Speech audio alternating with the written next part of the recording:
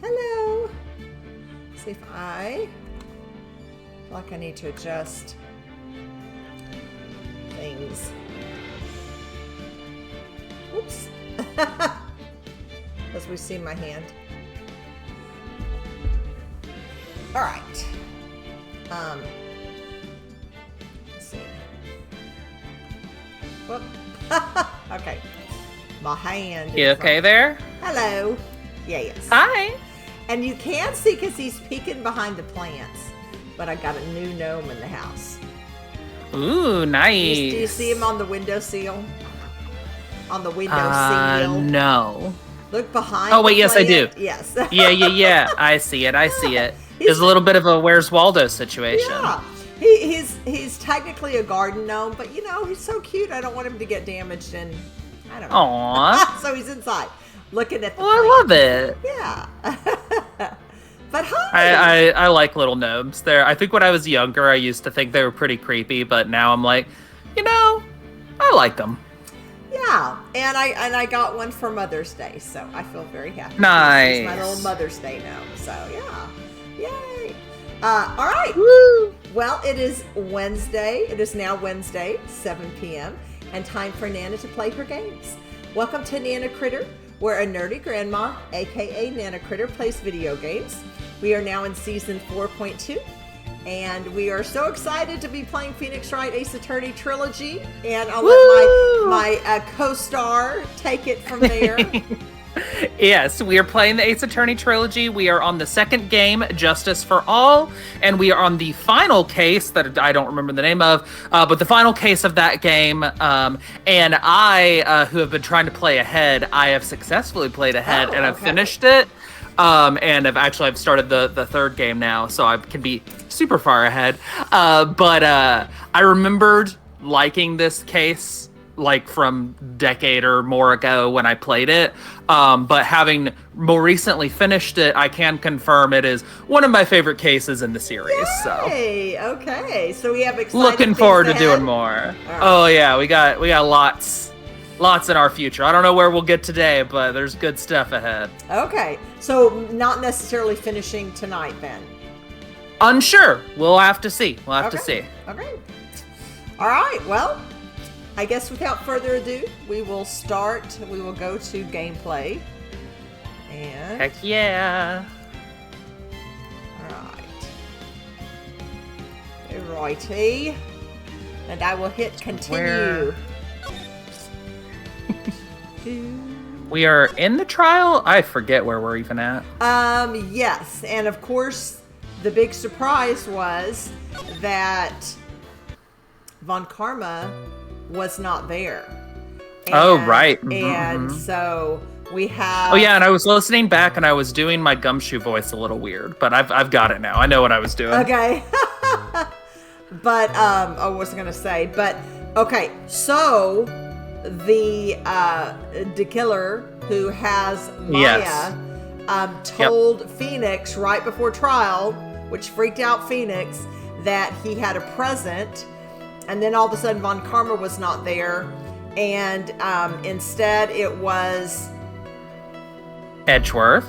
Yes, I just decided to let you say that. I don't know why. Oh, thank you. It was Edgeworth, and so yes. So now, because apparently she has been shot in the shoulder. Oh, She is okay. She's okay. She's not dying, but she is out for the count right now. Yes. All right. All right. So now I am interviewing with Oldbag. Yep, I'm sure it'll go really great. Hey, there in chat. I hope you're enjoying whatever you're chowing down on. Okay. Yes. Oh, let me make my screen a little bit bigger. Wait, I didn't want to do that. What did I want to do? Make it smaller? No. Well, I want to be able to see my... What do I need to do to be able to see? Have you considered not changing it at all? Changing it at all. There we go. Whoa. Is that a pig emoji too? I like that. Oh, it's LeChonk. I like it. Wait. Oh. In chat. Aww. Little emoji. Aww. I like it. That is so cute. All right. On guard. Yes, now I remember. The Nickel Samurai. That's right. It was the Nickel Samurai that I saw. Sorry, didn't mean to. Never mind. Yes, it would have been convenient for him to wear his costume during the murder. He had to go to that post-ceremony stage show right after the crime, you know. So, he must have worn that Nickel Samurai costume when he was stabbing poor Juan. What? That still doesn't make sense. Hey, it makes so much sense. I knew it. He probably knew that it was going to be ridiculous. I knew you'd say he was inside that costume. It's just a repeat of of her original testimony, where she's like, "I'm sure it's this guy," and why? I saw him. Oh, he was in a full costume that covered all of his defining features, though. Interesting. It's like, what? Did you think there could have been someone else inside that costume? I mean, maybe. Don't be a bad little boy, thinking such rude things. But the possibility does exist. Oh, young'uns today, I told you there's no way it was anybody else. How do you know that? Because I said so, and what I say is the truth. Oh, okay, well, that seems reasonable, so guess there's no reason to debate here, you know? At least she's just as delightful a witness as she was a year ago. Some things never change. Mr. Wright, you may cross-examine the witness. Oh my goodness. Oh my goodness. That's all I can say. All right.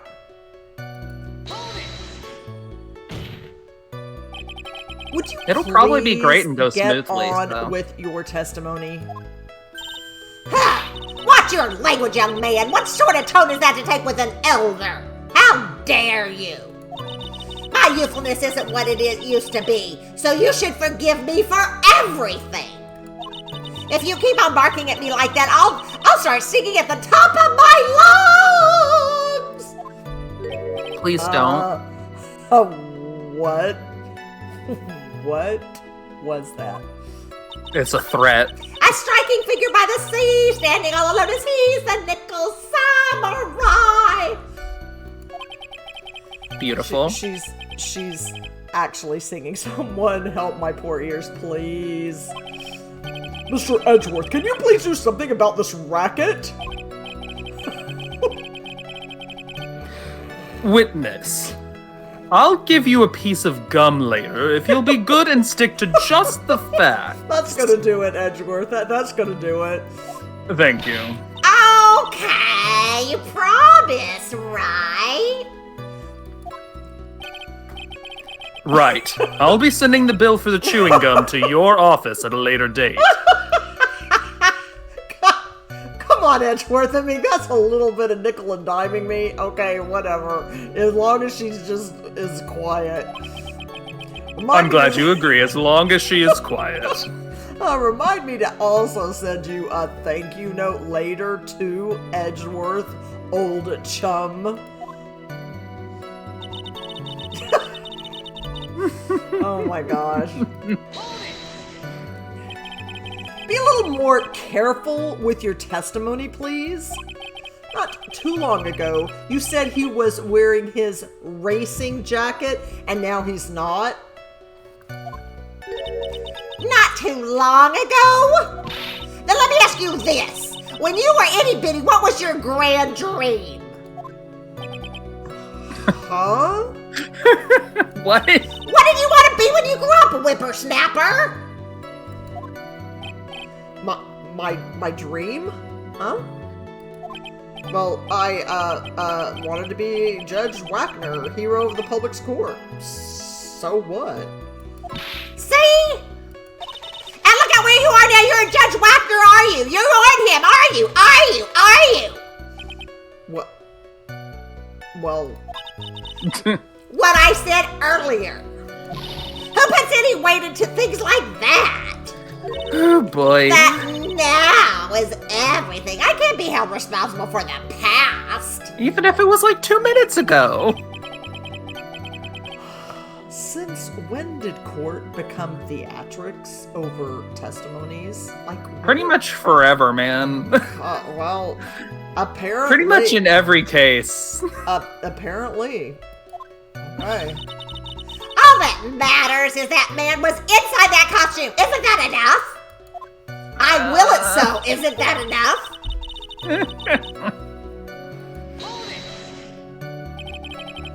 And why would that be? That way no one else can see his face, of course. But there's still no advantage for him that I can see. In fact, you would think the costume would make him stand out all the more.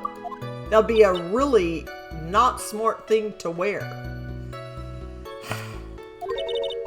You are such an annoying child. You know that? You disagree with everything I say.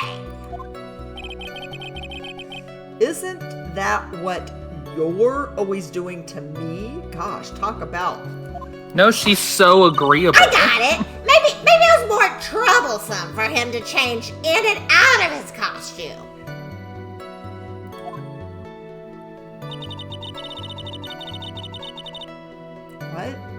What? He had to go to that post-ceremony stage show right after. No, but I mean, now she's saying he just changed in and out in the blink of an eye, sure. No, she's saying maybe he stayed in it because it would have been too annoying to change out of it. Oh, got it. Since he would need it later. But she claimed he was in something. Okay, and but initially she claimed he was in his jacket that we've seen him in, but now in this testimony she is claiming that he was in the costume. Okay. Was there anyone else scheduled to appear at the post-ceremony show? Well, all the contestants were supposed to go on stage in a friendly gesture thing. And that included the Jammin' Ninja? Of course it included him. That's why when Engarde came out of dear Juan's room, I didn't give it a second thought. I see. Well, anyway.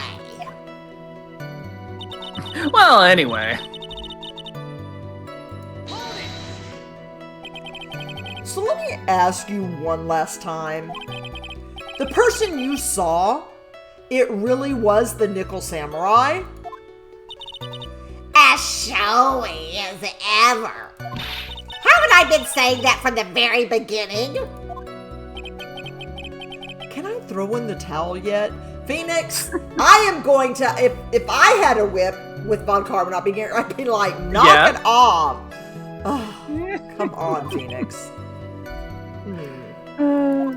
You guys vibe on a lot of levels, but not in the no, not in the court. Lack of assurance and stuff. I have no tolerance for that. It's like, come on, come on. That's just who he is. You don't need to think too hard on this one. Huh? There's a contradiction in her testimony, and it's sitting in plain sight. The question is, what that contradiction means for us. Well, I have to figure out what you're talking about first, but okay.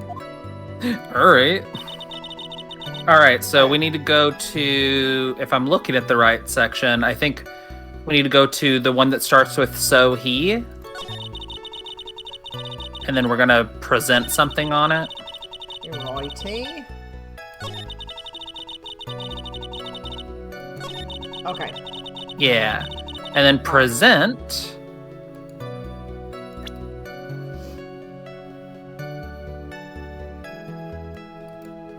And that Button? click the no, I think the knife? Oh. What's the knife say? Oh, right. can you see if he wore the Nickel Samurai costume when he was stabbing Juan, then do you see a problem with this bit of evidence? Recall what the costume entails. It's basically a full body thing. Okay. Wait. Including his hands. Oh, got it. So why would he have left fingerprints? Yeah, got it. Okay. Yep. All right. So I just hit present. Okay. Yeah.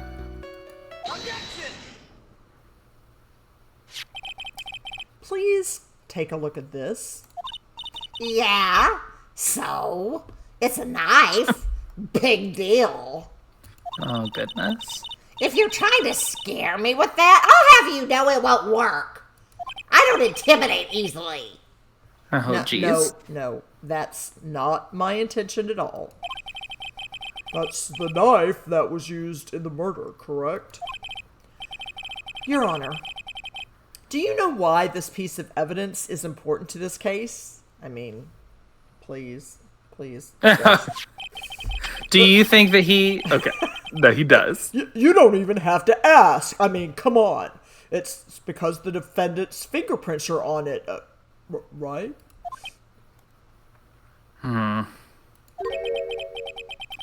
Is that what you're driving at? Yes. Oh, sorry. I didn't appreciate that at all. That is exactly what I am driving at. You don't hear me making fun of your stupid voice. Sorry. What are we driving at?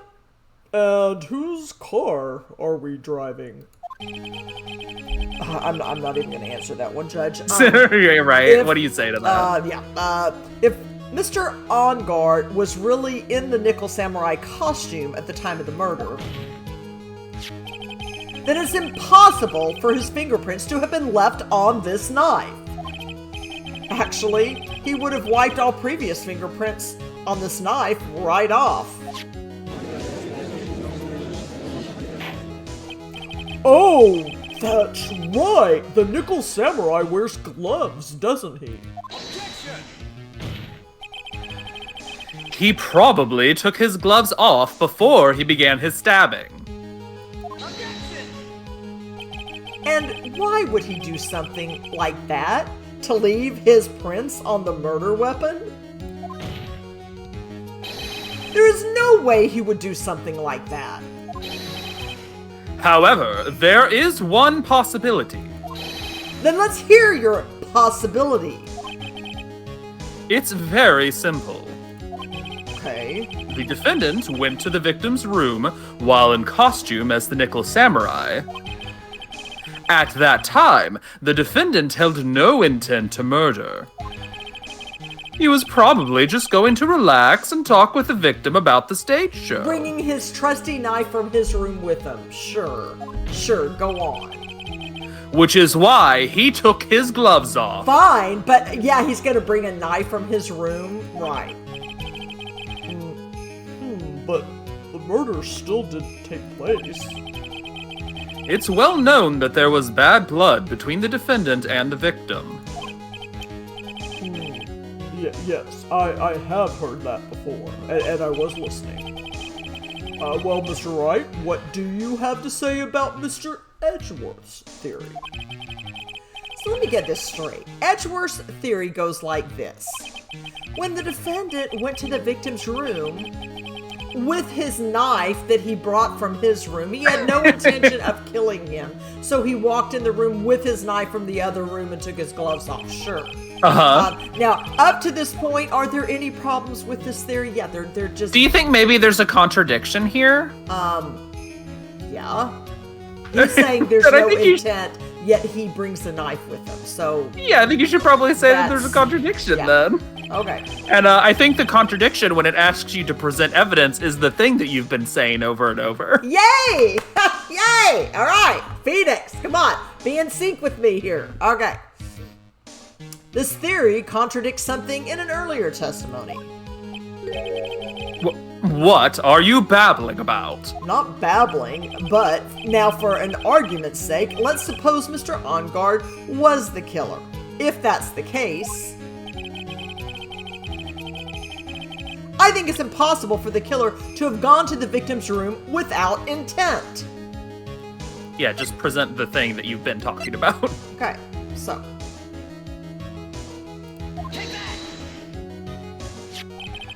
This knife. This was used by Mr. Engarde at dinner. Yes, we did establish that. Which means that if my client was, in fact, the killer, then he brought this knife with him when he went to visit Mr. Corrida. I suppose. However, you just said it yourself. At that time, the defendant held no intent to murder. If that were true, then why would he bring a knife? He wouldn't, would he?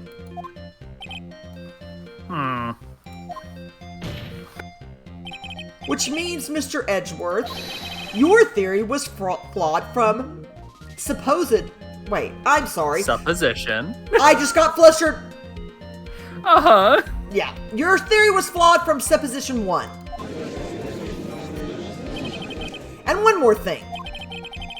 If the murderer was wearing the costume at the time of the murder, then there should be glove marks left on the knife. Which means the defendant's fingerprints shouldn't be all over it like bees on a hive. Take that. And that brings me to my final point. This knife was planted by the real killer to hide their identity and mislead us. Order! Order! I say order in the court! This is my court! So, was this knife really planted by the killer? That's fascinating. Why would the murderer do such a thing? Safe if you're unsure, but I think it's fairly obvious. Why would a murderer plant evidence on another person, Judge? Really? You're asking me this? Okay. I would say to frame Matt Engarde. That seems pretty obvious to me, yeah. It's to frame my client, Mr. Engarde, of course. To frame? Aren't you forcing the interpretation just a little too hard on this one? See, your tongue can get twisted like mine did earlier. I mean, you know, we're there's. A lot I'm not that's sure going what you're on. talking about. Yeah, I said it correctly I the heard- first time. And since we are not being recorded, no one can prove otherwise. Okay, fine. I didn't make a mistake earlier either then. No, But we all heard No. But we just established that the witness saw the nickel samurai in costume. And if that were true, then there shouldn't be a single fingerprint on this knife. Take that.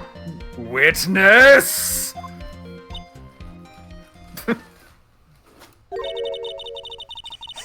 Looks like I've made your life a teeny bit more difficult.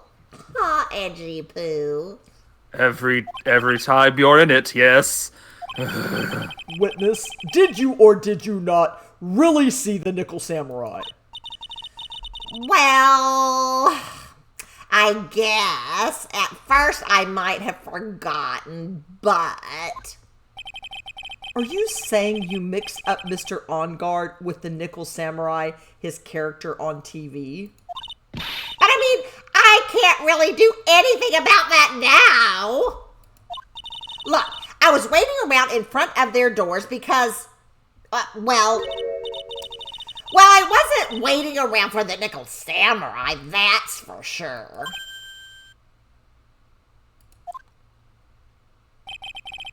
She wasn't waiting for the nickel samurai? All right then, who were you waiting around for then? That's top secret to anyone outside of security. I have a feeling that you were waiting for Mr. Juan Corrida Am I correct, witness? Ha! Ha! Ha! The way you think, you are a sad amateur with a terrible case of nearsightedness. Amateur? Me? What am I an amateur of? A judge, honestly, but you know. This is true. But so Oldbag was waiting around in front of the victim's room. But it doesn't sound like she was waiting to catch a glimpse of Mr. Corrida. Maybe, Phoenix. Maybe the Oldbag was waiting around for that person. Do you remember? It's been like a week. Do you remember who's being hinted at here? Is it the lady, the secretary? Adrian Andrews? Yes. Do Or you remember why? Not secretary. Do you remember why it might be her?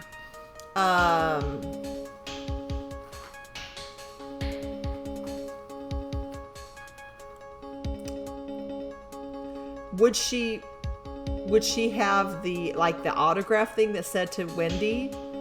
Is that why? No. Okay. It's because of the tabloid scandal rumors. So she's trying to also get a scoop, maybe, or not potentially, or see if it's okay. Okay. It involved Juan, and she was obsessed with him. So. Oh, okay, got it. So she wants to see if it's true, and if they were like a meeting, and then she can see if she's in competition, whatever. But yeah, okay. Okay. If it's who I think Mia's hinting at, it's certainly possible. Miss Oldbag, you were waiting for this person to come out of the victim's room, weren't you? So I go to profiles, and I go to, where did she go? Her, okay? There she is. All right.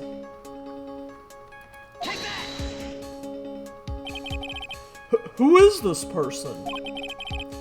This is Adrian Andrews, Mr. Engarde's manager. But why would the defendant's manager be in the victim's room? It seems that this is the latest rumor in circulation, Your Honor. Oh, this is... Ha! I see. The judge seems to be really into the article, if it can be called such a thing. Okay, great. Now the judge is He likes tabloid gossip, I guess. Tabloids, okay. Why am I not surprised? Then this manager with the initials AA, are you saying it's... Adrian Andrews. Without a doubt, the witness thought so as well. Well, looks like you found me out. Well, that's fine. I can throw away this whole swoon to confidentiality stuff then. Swoon, is that the word that you think was written there? Wait, what did it say? Soon? No. Sworn? Oh! I'm thinking of her thing. Okay. Sorry, sworn to confidentiality. I haven't been swooning or anything, okay? Don't look at me like that. It's not like I swooned over anybody. I mean, What? Witness, what in the world are you... Watch out, Phoenix. I've got a bad feeling about this. A very bad feeling. I got some information. Some very secret information from a certain source. Yay, hi picture. Hi. So that's why I was doing my own little investigation. In secret, of course. But Of course. what for?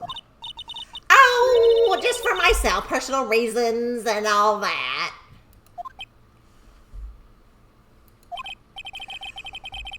Well, Mr. Edgeworth, how will you proceed from here? I really don't want to do this. However, I cannot simply let this point slide. I see. Very well then. Witness, please testify about this secret information. Get ready. This is gonna take the wind out of you young'uns. I'm sure we're all capable of handling this. Really, it's not like we're 10 years old. Would you put away your gun? Oh my gosh. No, she won't. She always keeps it by her side. That Engarde is one evil, evil man. He thought he could ruin poor Juan by causing a huge scandal. So, to do that, he sent his own manager to get in close with Juan. I cannot condone such dirty tricks, so I took action. Oh, and this is top secret. You got that? Nobody else but you and me know yet, okay? Sure. Like, Wonderful. The defendant sent his manager? What a distasteful topic for this court. What? Nobody's above gossip. And isn't there a saying? The truth is never pleasant. never heard that one before. Mr. Edgeworth, what about this Adrian Andrews person? We have looked into this matter and found that the truth the article proposes is, in fact, baseless gossip. But should this be true, then this proves that the defendant did bear ill will towards the victim. I believe I just said that it was baseless gossip, so that seemed like a needless supposition. Yeah, so this means I have to smash this rumor once and for all. Now then, Mr. Wright, you may cross-examine the witness. Be careful. The Oldbag seems rather excited right now. That's right. Engarde is nothing but your average foul-blooded youth. Just like all the other youth. Well, as the old saying goes, you gotta burn old bags with fire. I don't think that's a saying. I'm gonna make it a saying. Time to fire up the afterburners and hit the highway to the danger zone. That's a very random reference. Okay, Phoenix, are we thinking we're Top Gun now? Like, what is going on? I mean, it's a good song, but wild reference. I know. Okay, this is... You can't say something like that without proof. That's just slander. But it's true. That woman was getting intimate with poor Juan. Look, it says so right here, doesn't it? And tabloids never lie. Manager to the stars, Miss A.A. But the name of the magazine this came from is Gossip Land. Seems reputable. What? Are you saying that gossip is all just a pack of lies or something? What, have you gone nuts? What? Huh, what do you know? I suppose next you'll swear to me that the news is 100% true. Honestly, Sonny, you can't discriminate between the news and gossip. They're the same. They're one and the same. I think that Oldbag would like Fox News. Yeah. Yes, discrimination is bad, Mr. Wright. Oh my gosh, Judge, seriously? Discriminate? When did I do anything like that? Anyway, Engarde will never get me to say touche. Okay. Fine. No one's asking you to. Alright, a scandal? What do you mean by that? You're a dim-witted one, aren't you? I can't believe you don't know what a scandal is. Yeah, you sure are stupid. Honestly, what are they teaching kids in middle school these days? They're not much out of middle school. No. I wasn't asking what the word scandal means. Even I know that much. Why am I putting myself down to this lady? Well, that Engarde thought he could own a monopoly on popularity. As if...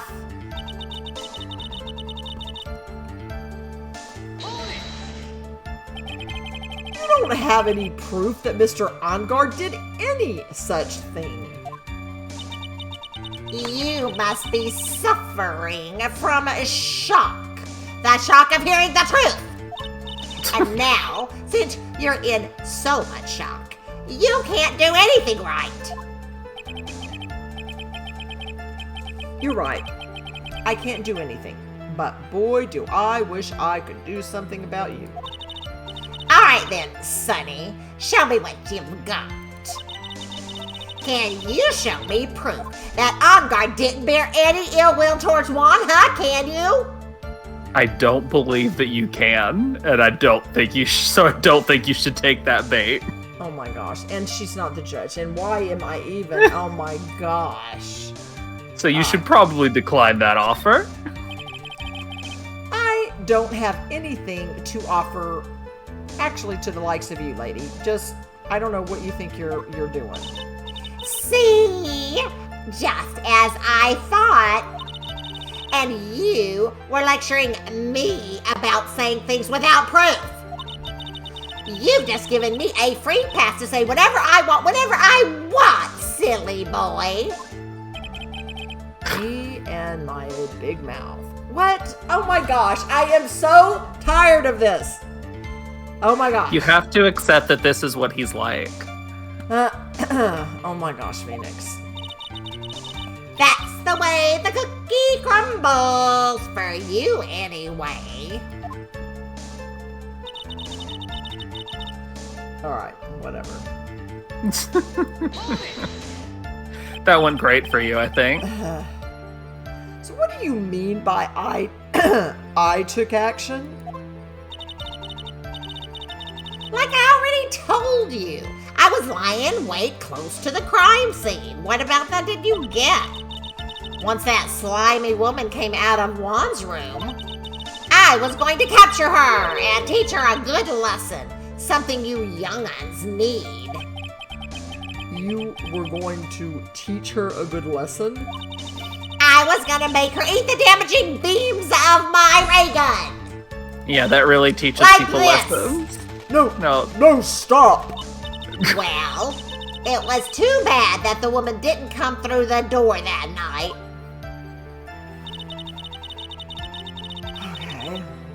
Okay. seems like you're getting a lot of really good and useful information from her. Wait. What? I'm a busy woman. Tea time with the kids is over.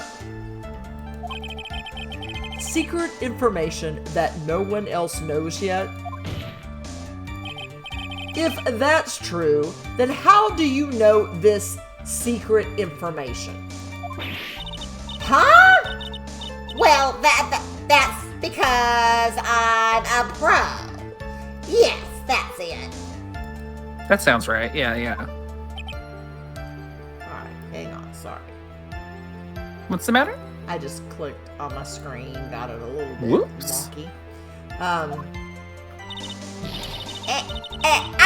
secret. Even if you drill the hole into my brain, you'll never find out. Top secret in there.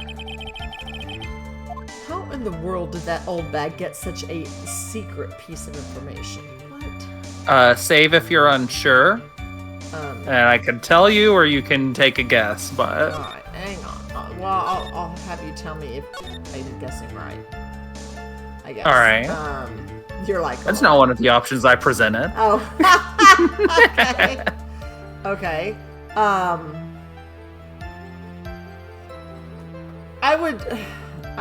I think press further? I don't know. No. No. Okay, then present evidence? Yep. Alright. So, no one else is supposed to know this secret information, correct? If that's true, then why do you know it, Miss Oldbag? Why are you looking at me like that? Stop that! Witness! I hate to say it, but this is how you came to acquire your secret info, isn't it? So it's on this page. You can click on the items and see what it says, see if any of that helps you. This is that article, right? Okay. Yeah, but that's anyone could have that.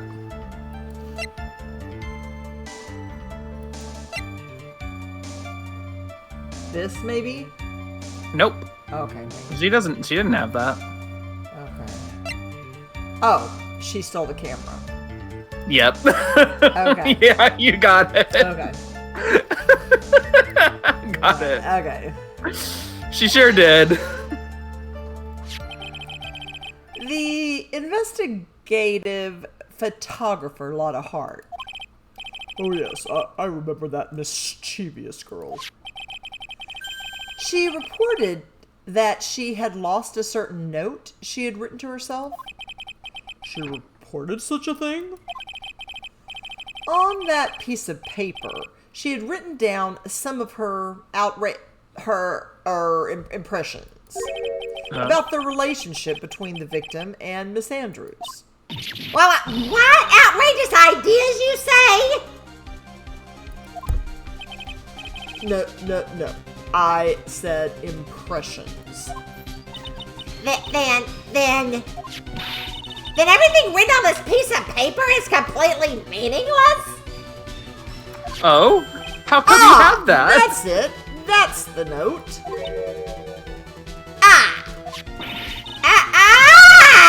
No, you see, this is something completely different. Sure. Oh Uh-huh. my gosh. Okay. Sorry. Seems convincing. I don't know why when I click on this now it's being... What are you cooking?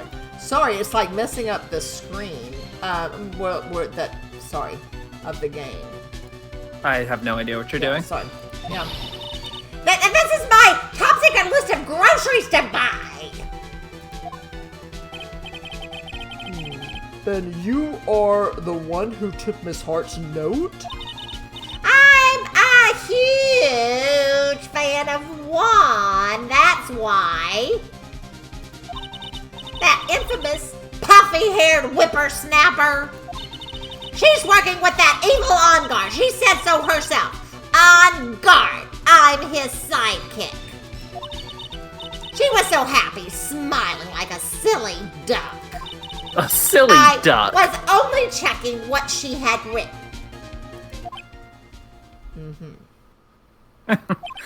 I see.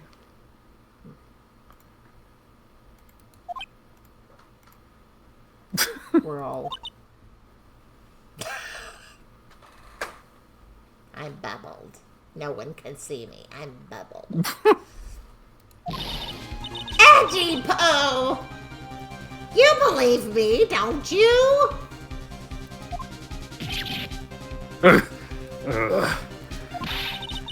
was only trying to help out like the angel I am. It's only one little piece of paper. I've never taken anything else before. Can I just show the camera? Soon, yeah. Okay. You really should come with a supply of cheese to match your vintage wine.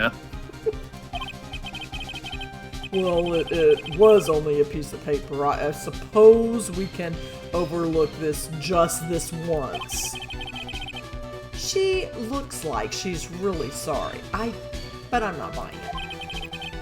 Should I forgive her? Absolutely not, Phoenix. Absolutely not. Why are we even debating this? Oh my gosh. Mostly because it's a little bit funny if you do forgive her, but you don't need to bother. Okay. Let's just move forward. All right. If I let up on her now, she'll get away. I have to find some way to inflict a deafening blow to the prosecution.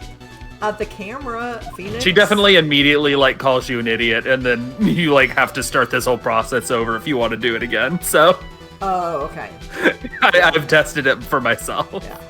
Witness, you said that the only thing you stole was that note. Is this correct? Stole? Why did you listen more carefully, you annoying brat? I saved this piece of paper from the terrible, lonely trash can, that's all.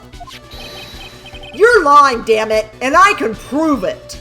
I can't believe I'm cussing, but damn it, He's so I mad. can prove it.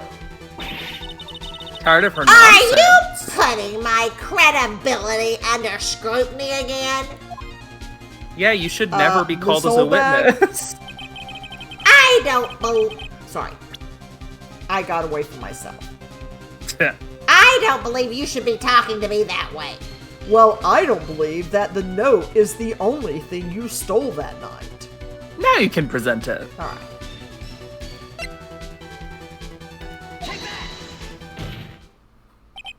Miss Oldbag, that note was with a camera inside its case, wasn't it? A camera? Yesterday, Lotta Hart was raising a huge stink over her camera. She kept saying something like, my sweetie one, whatever. My sweetie 1600 camera disappeared on me. Oh, whatever. But she was all upset about it. Why? Why? Witness? What is it, Gramps? Gramps. If you have the note, then it is only logical that you have the camera too. I love how you're pronouncing every syllable in camera each time. Oh. You keep on doing it. I'm just noting it. Looks like you found me out again, Sonny. Is this the camera you're looking for? That's it. What? Even though I look like this, I'm still a person, you know? She's the worst. I still eat meals like you. I fall in love and borrow things from people, okay? I think your definition of borrow is a little off. I saw that woman's business card, and that's when I noticed it said, Slime Bag Celebrity Photographer Extraordinaire.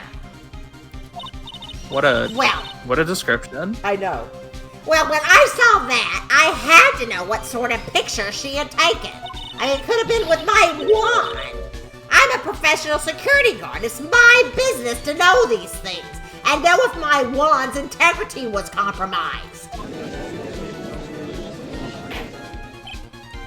Bailiff, check this camera's photos. Hurry! We must examine them at all costs. That's said at once, but Okay. interesting choice. Okay. Oh.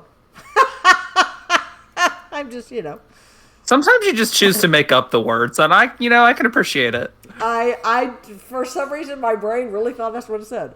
Well, Mr. Edgeworth, what do we have? There is only one photo that seems to be relevant to this case. Why do you all always see it before? You better hand that to me too. I might. Please present it to the court. Oh, fine.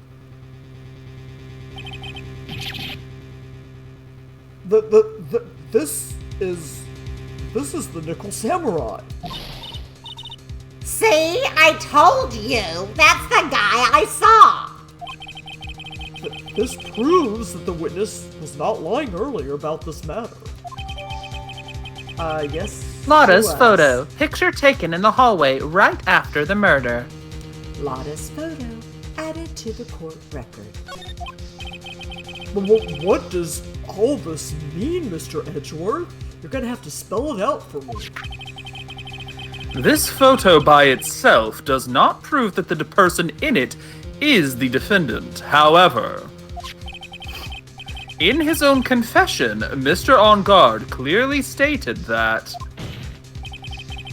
at the time of the murder, he was still in his nickel samurai costume. If that is the case, then this nickel samurai is... The defendant. How did it come to this? I think this brings us to the end. We have examined every piece of evidence thoroughly. Final comments, Mr. Wright. The court will consider them before we close. Do you agree that this photo is decisive evidence against your client? Absolutely. Do you agree that you lose? Absolutely not. Okay, Phoenix, why are we even debating? Well, he's just saying if it's really decisive, then that would be the end for us. So, If this photo really is decisive, then we're done for. And if I think that, I'm an idiot, and I should be not. I shouldn't have this job. he's going over the facts. But If it is that, it's bad. But if I raise an objection here and below it, then I would put Maya's life in jeopardy. I can't make a mistake here. There is only one road out of this mess.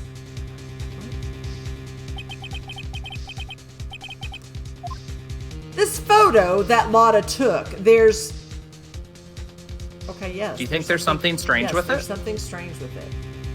Well, let's go then. Okay. Can you tell what's strange with I it? think, there's something strange with this photo. Well, at just first glance, I didn't really look at it. It looks like he's not missing any buttons. Nope, that's not it. Oh, that wasn't it. Okay. That's a different costume that you're thinking of. Oh, okay. I knew this was coming, right? Your thoughts, Mr. Edgeworth? I think we can all agree there is nothing strange with this photo. Yes, there is. Well, you haven't even figured it out. I know. There is no way for the defense to debunk this photo, even with a bunker buster. Yes, there is. Debunk with a bunker buster? Is that what you're planning to do, Mr. Wright? Yeah. I don't know how, but yeah, that's Yeah, exactly sure. what I'm gonna do. Sure. Anyway, please look at the photo one more time, everyone. Yeah, the thing where that's missing a button is the costume of the guy who's dead. Oh, got it. But there's no blood. He would have to have some kind of blood on his costume. That ain't it neither. That isn't either. Okay. I'd like no. Okay. I'll have to look. I wonder if he didn't have gloves Yeah, on it's gonna or pop something. up. Okay. You'll get the opportunity. Okay, sorry. Or maybe he had gloves on. I don't know. If you really believe you could honestly find something wrong with this photo, then you should only need one chance, correct? Okay, oh my gosh. You Well, can save if you're nervous about that. I have to find something wrong with this photo. I can't let this chance go by. Okay, yeah, I'll save just because, anyway. But, And in case you click on the wrong part by accident or Okay. something. alright. Alrighty. Okay, I have to find something wrong with this photo. I can't let this chance go by. Where in the heck did she take this photo from anyway? It's all out of focus. Why? Can't she take a good shot, especially when it counts? Now then, let's hear your objection. What about this photo was strange? Okay, hang on.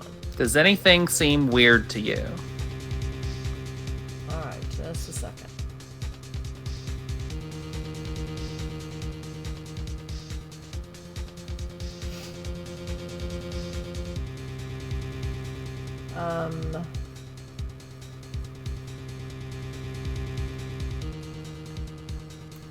Hang on.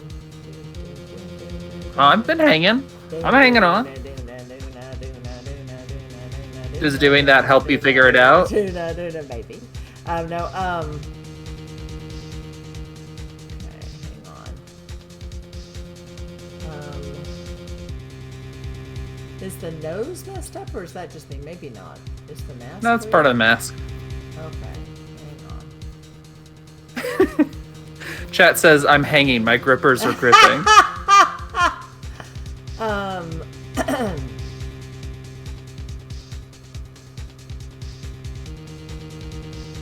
Yeah, like where is she standing though? That doesn't matter. Okay, that doesn't matter. Okay. Is that the right? I think that's the right door, right? The guy killed was the person with all the bears. I'll give you a hint. It's something with the costume. All right, let's see. What's this thing sticking out? Is it that thing? Nope.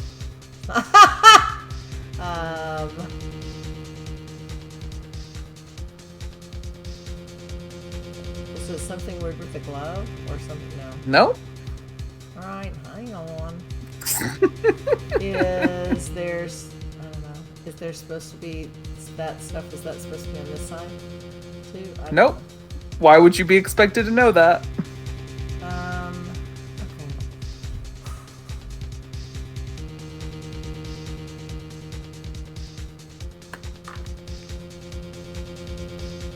So this costume is worn on a show, right? Right. And what kind of show is that? What would one be expected to do in that costume on that show?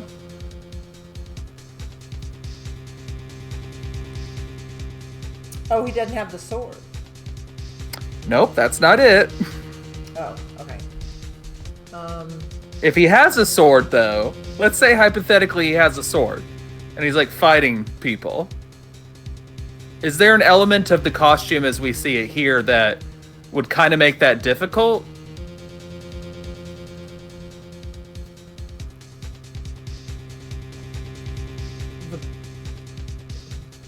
Well, his feet, his shoes.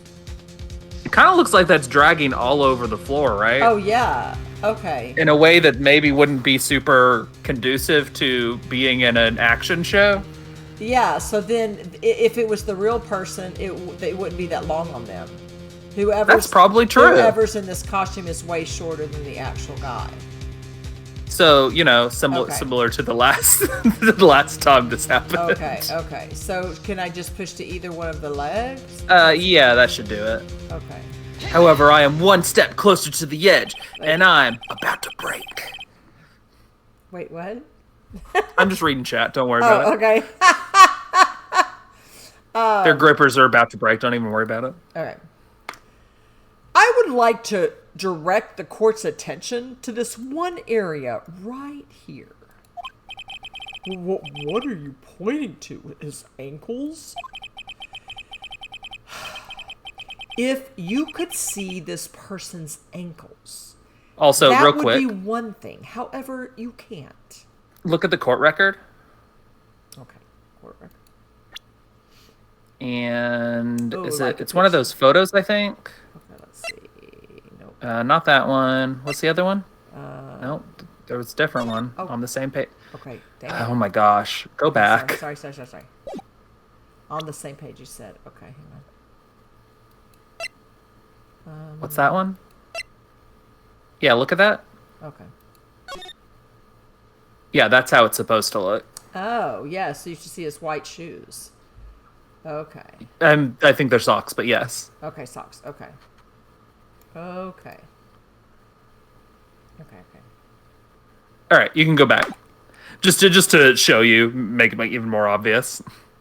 So I'm not presenting this, or am I? No, I was just having you look.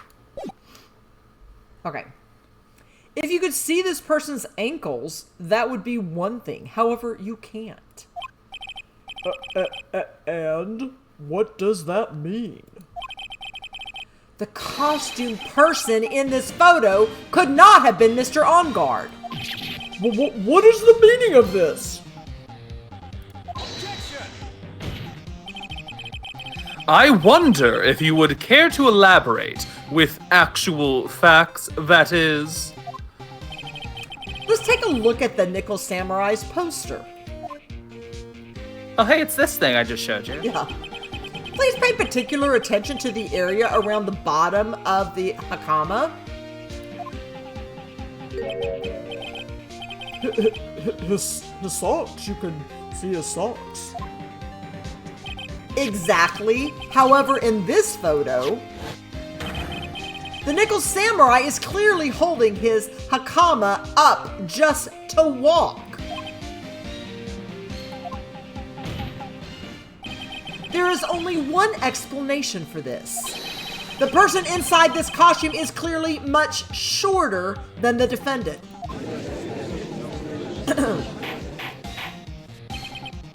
All right, I think I've turned things around for myself this time. That's curious. Huh? What is?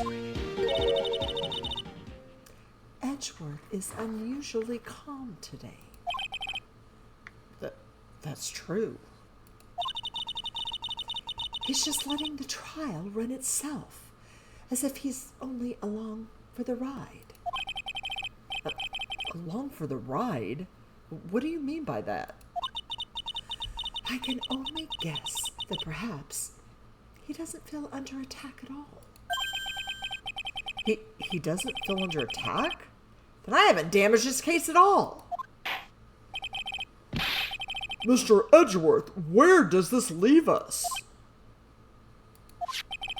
If the person in this photo is not Matt Engarde, then everything the prosecution has tried to prove has become meaningless.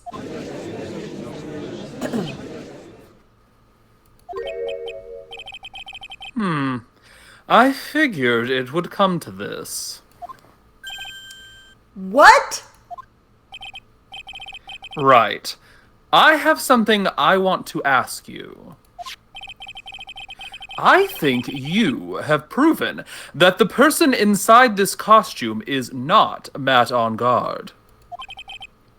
In that case, who is this a photo of? Who is the person wearing the Nickel Samurai costume? He wants me to spill the beans on that? Yes? He wants you to spill the beans? Don't stress out over this, Phoenix. It's very simple. What you should be focused on is Edgeworth's attitude, don't you think? Yeah. Why is he so calm? Mr. Wright, let's hear your thoughts. Who is the person in this photograph?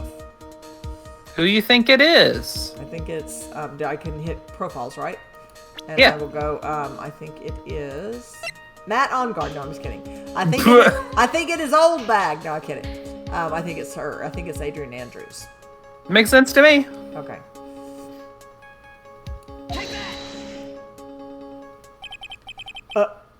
Adrian Andrews? If you want to know who that Nickel Samurai is, it is none other than this woman. And why would you say it must be Miss Andrews? What in the world points you to her? For starters, she's short. And she can freely move in and out of Mr. Engarde's room. Finally, she had dinner with Mr. Engarde that night. It would have been very easy for her to take his knife. And how does that all add up? It means that it makes it very easy for her to get a certain item. A certain knife with Mr. Engarde's fingerprints all over it. The knife that was used as a murder weapon?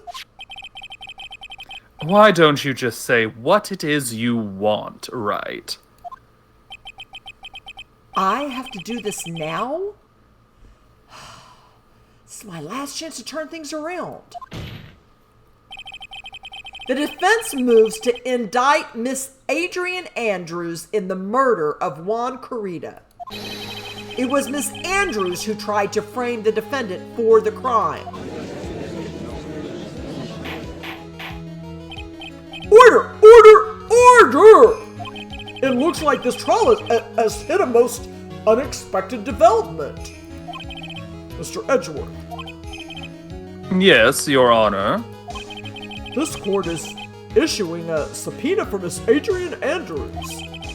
A verdict cannot be passed without first hearing her testimony. All right, this is it. This is kind of bad for us. Huh? What do you mean?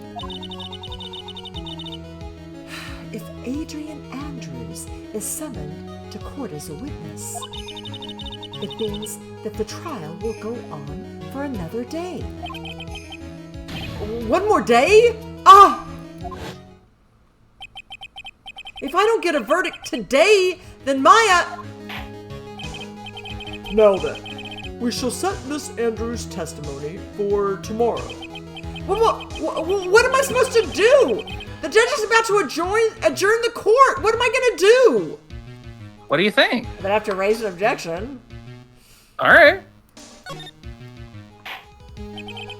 Now then, Please, Your Honor, continue the trial. You must pass a verdict today.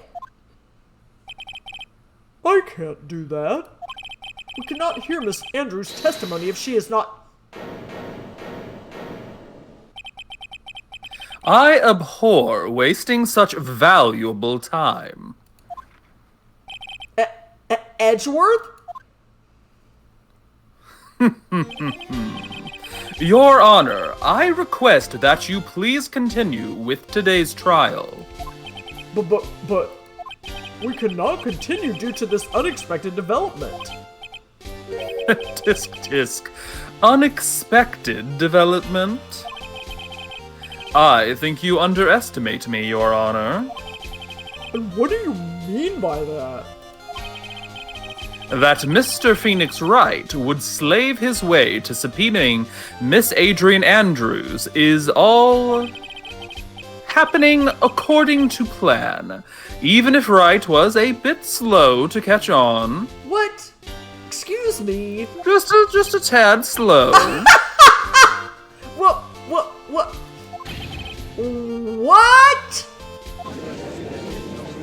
Excuse me, I'll repeat it again. What is the meaning of your statement, Mr. Edgeworth? Miss Adrian Andrews is currently waiting in the prosecution's lobby. She is the next witness. Everything was planned out in advance by that man. Somehow I knew there was no way Edgeworth would overlook Miss Andrews. Looks like this battle is far from over. Exactly. Very well. I love when he takes a little bow. We will call Francisco will take a little curtsy. Yeah. We will call the next witness. Do y'all want to break here real quick? It's 8:09. Keep going. Oh, okay. Keep going. However, before we proceed, we shall take a 10-minute recess. You always want to do it right before it's about to give you the break. I know. I was like, Please prepare your witness in that time, Mr. Edgeworth. The court will now take a 10-minute recess. dun dun dun. Now it's going to ask you to save, and then that would be a good time, huh? Okay, we will save. Saving content. Yes, we're going to save. Oh, crud, I should. Okay, never mind. I'm going to leave it at that. All right. All righty. Yeah, I do, because it's like I'm like, I think they might give us a break, but maybe they won't. I don't know. We shall see. I don't know. All right.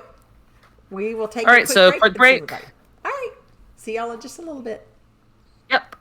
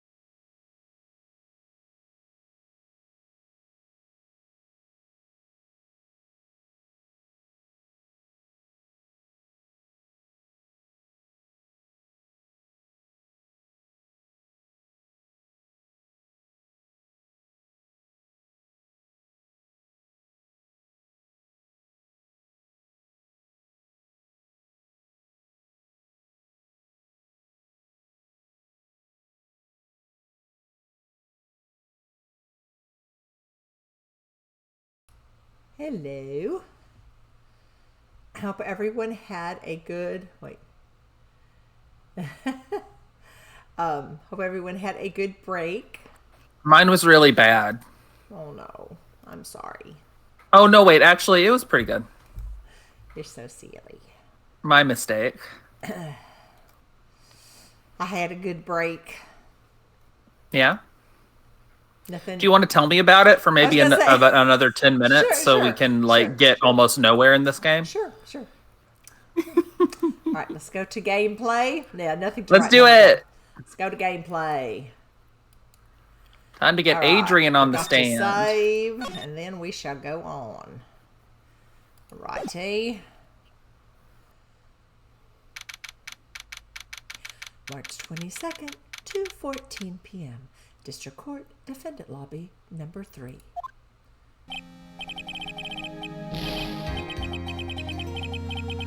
Dude, I can't believe that Adrian... No way. Not cool and collected Adrian Andrews. She is your manager. It would have been very easy for her to pull this off. The only person who had easy access to the knife you used at dinner was, well, her. So, after the ceremony, during the break, huh? I was sleeping like a log the entire time. See, she could have also easily planted that blood-covered button in your hakama. Because she was the one that came to wake me up? Then... Dude, you're saying it really was her? Yes, she's the real killer. She was the one who murdered Juan Corrida. But... why? I thought she was buds with Juan. She has her own agenda. Her own agenda? What are you talking about? I don't understand having your own agenda. I only have the agenda that my managers say that I have. Yeah, that's kind of obvious, but I'm sure you'll see by the time this trial's over. It'll be all right. I'll get you acquitted by the end of today. Get me a verdict that's refreshing like a spring breeze, okay, Mr. Lawyer dude? Sure. Because that's my image. That's what my manager. That's what. Hey, why am I being? I'm in the. I just imagine Mia like pushing in front of him. Probably not accurate, but it does crack me up. So. Yeah. Oh, no. Phoenix, you think her motive is related to Celeste Impact's missing suicide note, right? Yes. Miss Andrews depended on Miss Impacts as her strength and reason to live. But then Miss Impact suddenly killed herself. Please stop showing this picture. I mean, seriously. It's definitely not the last time you'll see this picture. Gosh.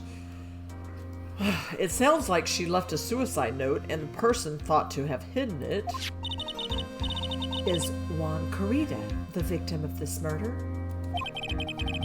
and that's why I think that Miss Andrews got close to Mr. Corrida. All to get the suicide note back. That sounds plausible, but one thing bothers me. What? Who was it that first told us about their relationship? Better stated, Miss Andrews' dependency issues with regards to Miss Impact's.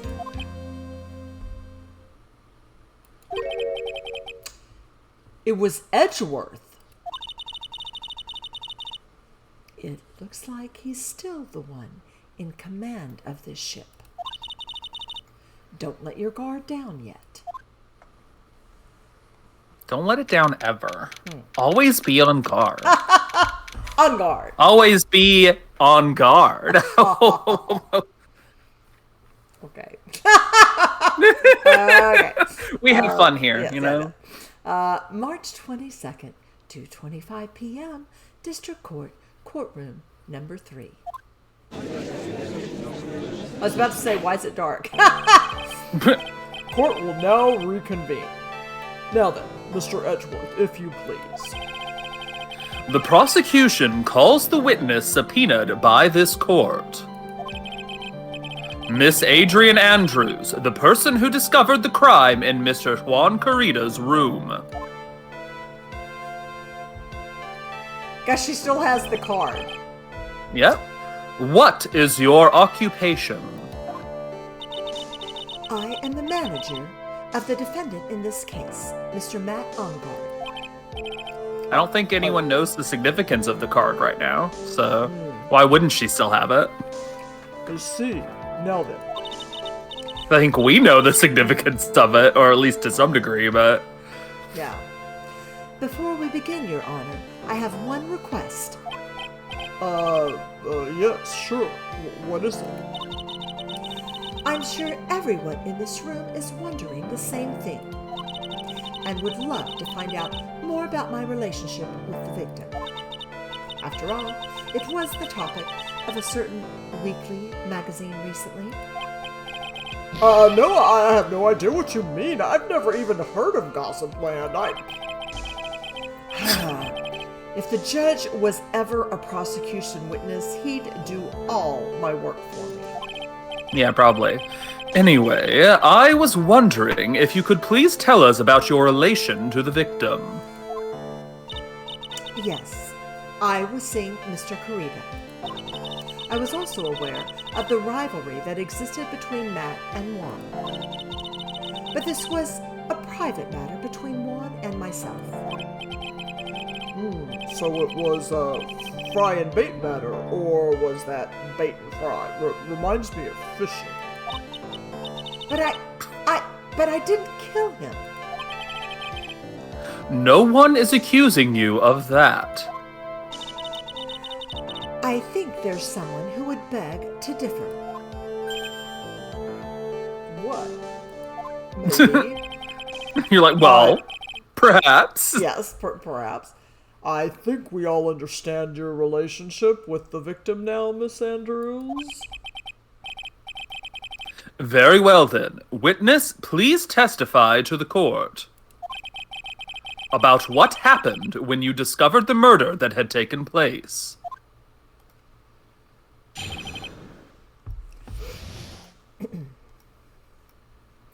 When I found the body. No, I was about to say. I know she doesn't say that. I was about to say diary entry. No, whatever. It's not a diary entry. Okay. It was time for the show to start, so I went to get Matt from his room. After that, I went to Juan's room, and there was his dead body. I was in shock.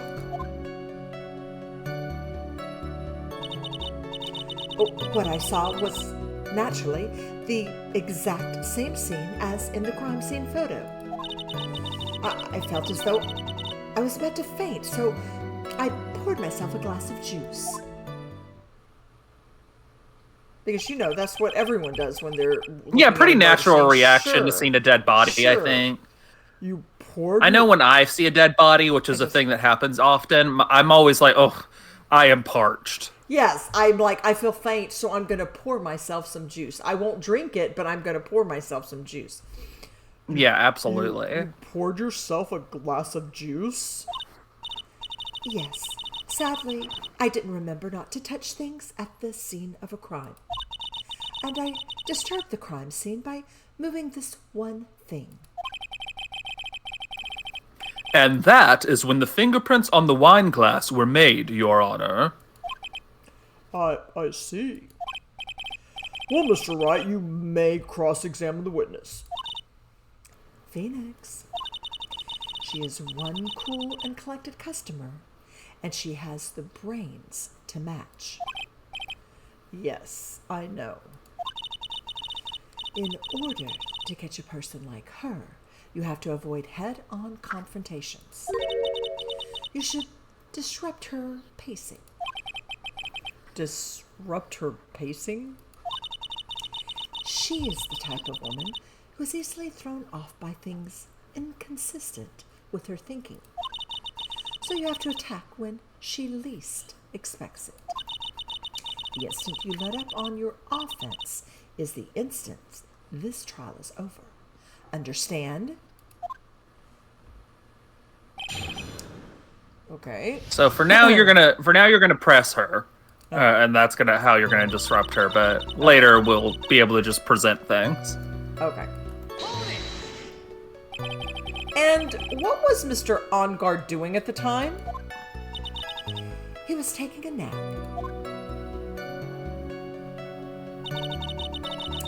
He was worn out from his mini performance as the Nickel Samurai during the ceremony.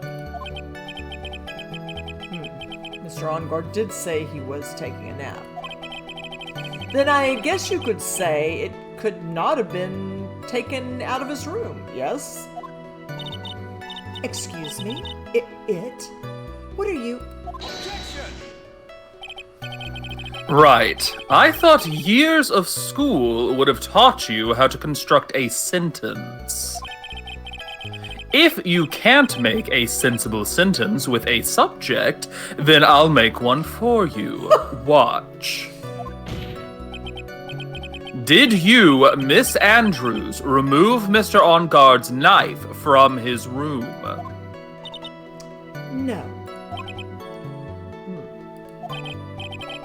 Subject, verb, object, right? Did you skip basic grammar? The witness may continue. Don't need you to correct me, Edgeworth. I have a plan. Oh, you clearly You're did messing need it. with my plan. You were unable to do it yourself, so... Shush. Shush. Shush. Don't need your evil laugh, Edgeworth. It's not evil, it's calculated. It's quite different. Well, I don't need it. Evil is the sort of laugh that my previous mentor made. This is true. I didn't realize that at the time, but it is now clear in hindsight. That's fair. That's fair. I do want you to hush, though, please, because and stop interrupting my cross-examination. Only if you correctly make your sentences. No. Otherwise, no promises. I'm not going to reveal my plan. Also, Edgeworth. if you were I have a just very plan. wrong about something, there are many reasons I might need to interrupt you. I don't need this from you. I have a plan. Let me have my plan, okay? As do I. Uh-huh.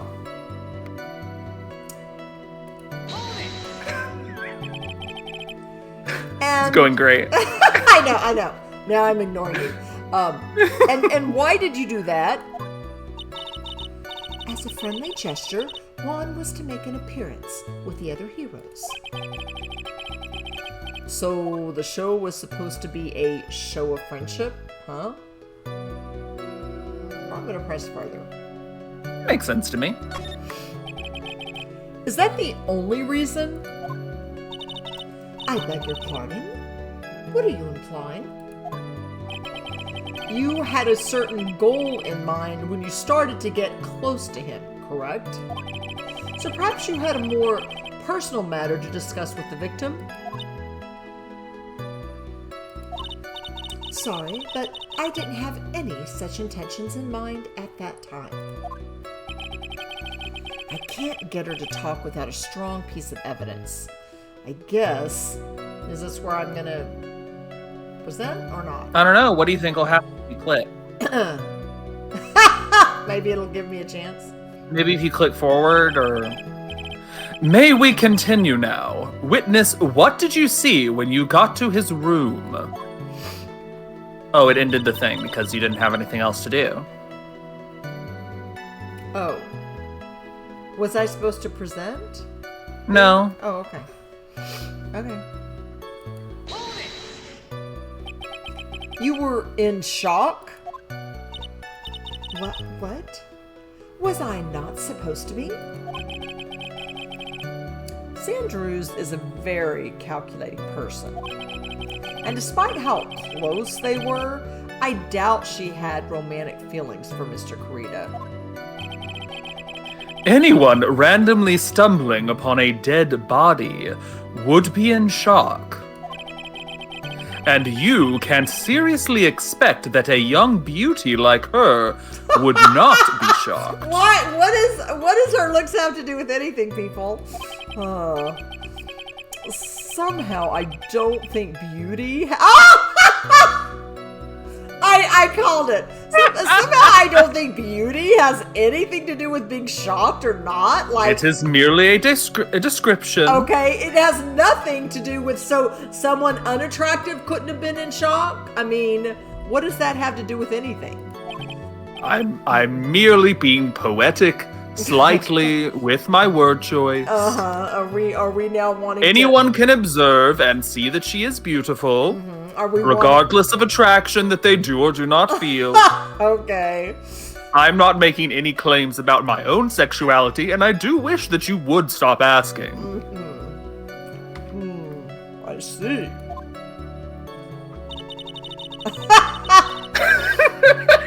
The judge is like, oh, interesting.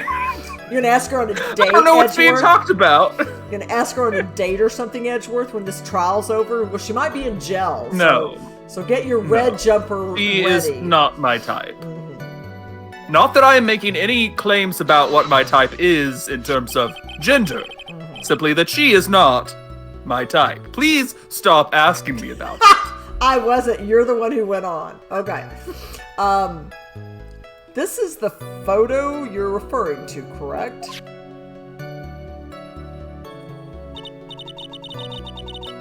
Yes, the one with the knife lodged in his chest. And the guitar case was like this too? Yes, it was open and empty, of course. And then, what did you do next, witness? This makes absolutely no sense. What do you mean? What about that feels unnatural to you? Juice? Yes, there was a bottle of tomato juice on the table, so I helped myself. But you didn't drink any of it, did you? Huh? There were no lip marks left on this wine glass to suggest that anyone drank from it. I wasn't feeling terribly great, so I set the glass down without drinking it. Seems reasonable, yeah. Miss Andrews, I would like to confirm with you one more time. When you discovered the dead body of Juan Corrida, your boyfriend, you were in great shock. I don't think they were dating in a way that they would call each other boyfriend, girlfriend. All right, that's fair. But when you saw him, and that's when you poured yourself the glass of juice, correct? And what of it? My mind really was a complete blank at the time. Your mind was a complete blank? I didn't think that was possible for you. Aren't you rude today? He is rude every day. I was so dazed that I made one careless mistake. That one thing. What one thing? Never mind. It's no big deal. What was she starting to say just now? You should probably just let her be. I mean, it's probably not even important. Miss Andrews, I'm convinced that as you said, you made a mistake at the scene of the crime.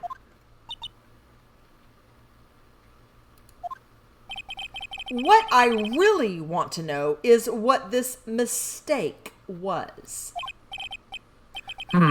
Actually, so would I. I'm sorry. It's kind of embarrassing. When I set the glass down on the dresser, I accidentally knocked the flower vase over. Flower vase? Are you talking about the one on the floor in the crime photo? That one. This mess of glass shards? It was originally on top of the dresser, But when I bumped into it with my elbow, it fell onto the guitar case. Why did you withhold such an important piece of information? I'm sorry. I thought that since the crime scene was already in disarray, that people would simply assume the vase was just another part of the mess. It looks like yet another fact has come to light here. Please add this and everything else you have to reveal to your testimony. I'm sorry, but I have nothing more to add. I didn't touch anything else.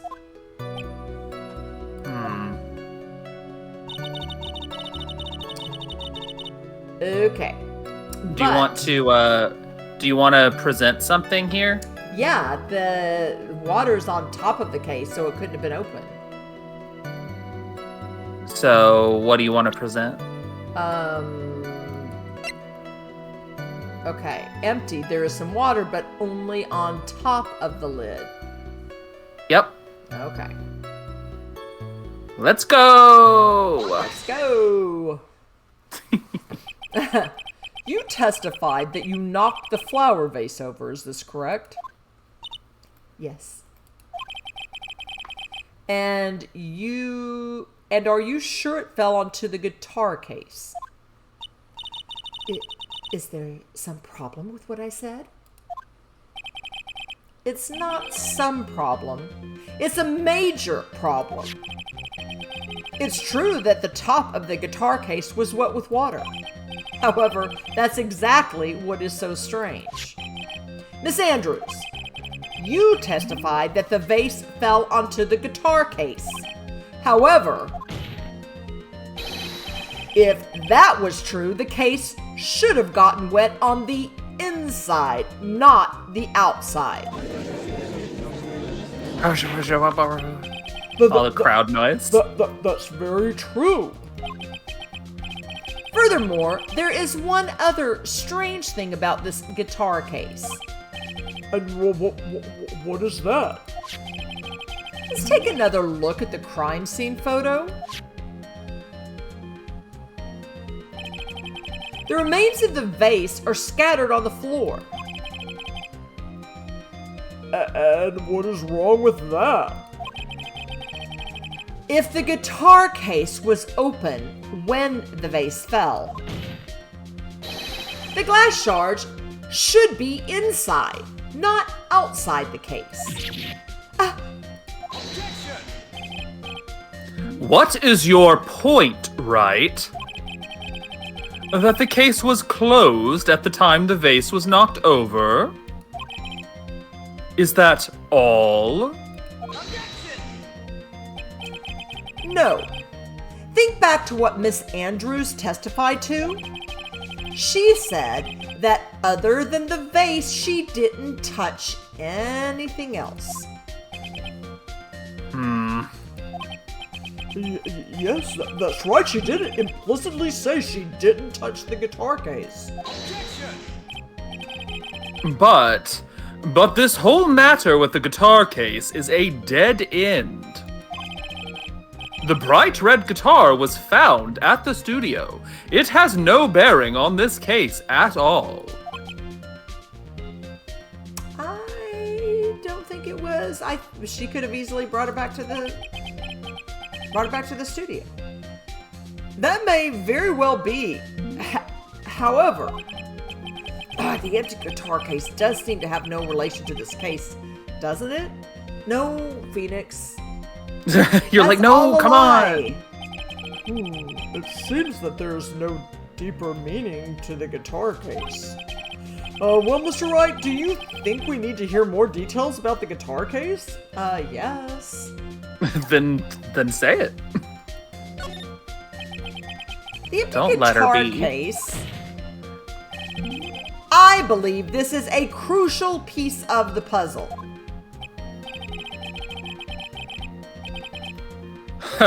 I can't believe anyone would reach for straws like this, but it is you.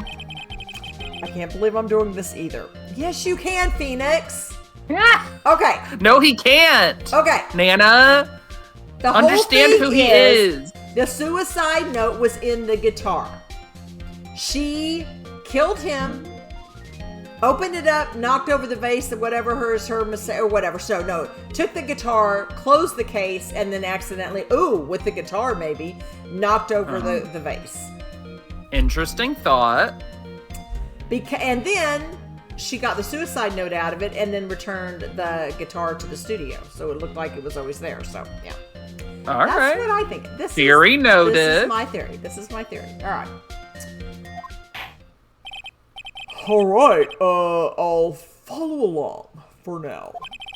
Miss Andrews, please testify to the court about the guitar case.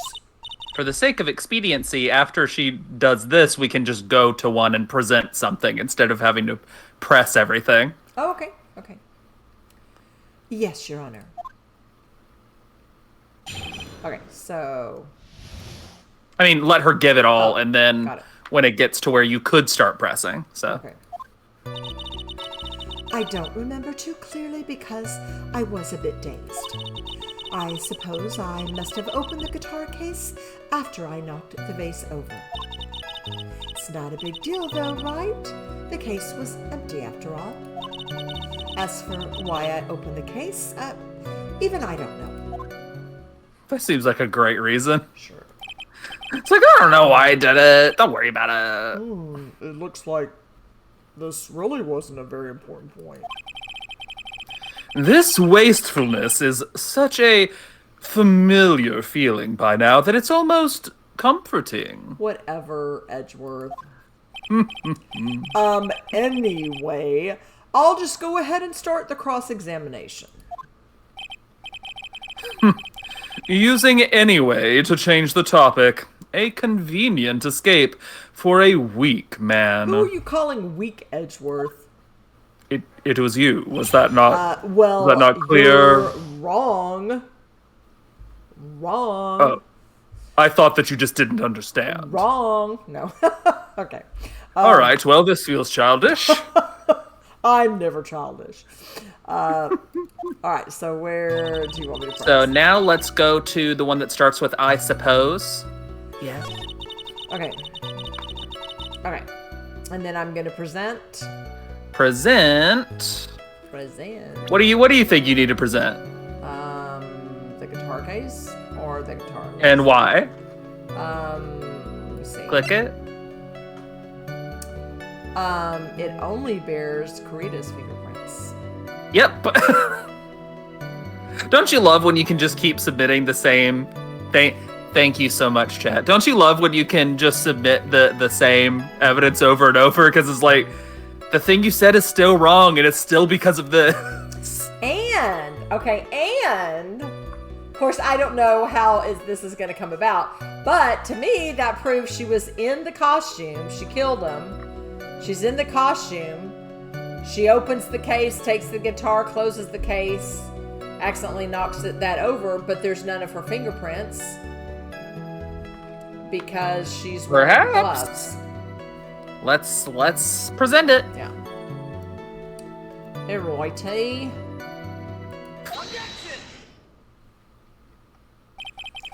There's no way you were the one who opened the guitar case. Why would you say that?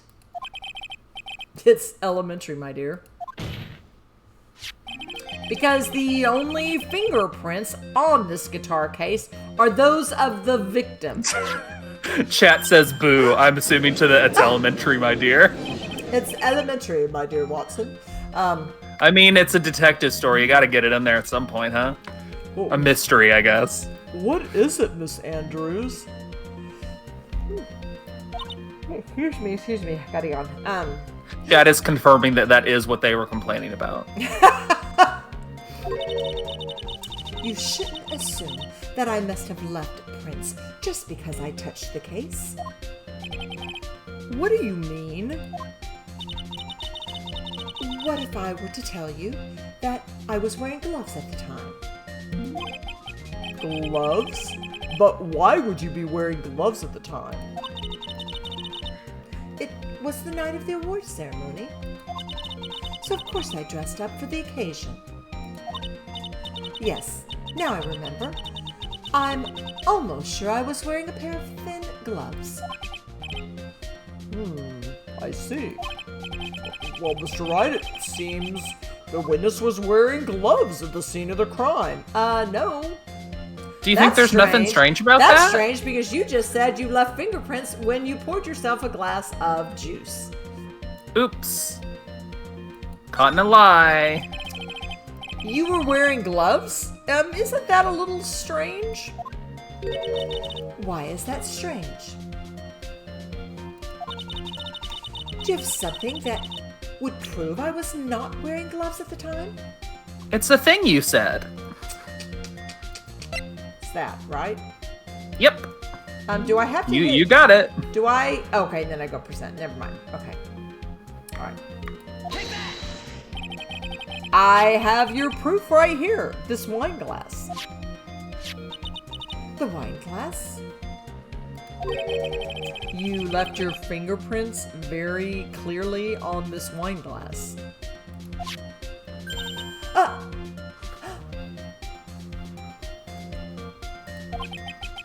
Even if you took your gloves off when you poured yourself this glass of juice, wouldn't you think it was just a little strange? That you put your gloves back on just to open the guitar case?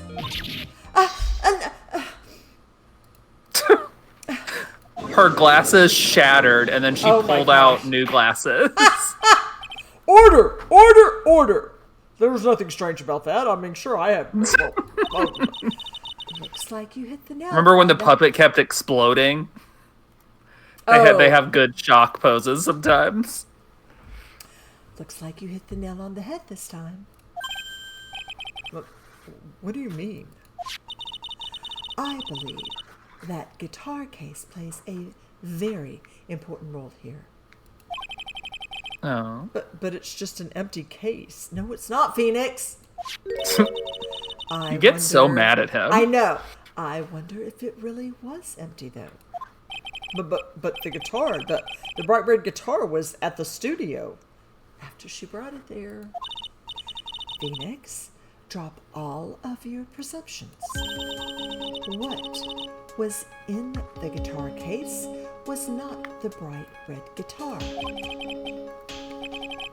You don't mean it was a bright white guitar? What? Wait, that's not right either. Yeah, why would you even think that? Okay, so, other thought. Uh-huh. Uh-huh. I don't know why he would have why he's carrying around, but to me it would make more sense that the note was inside the guitar. But I guess it's possible that the note was just inside the guitar case.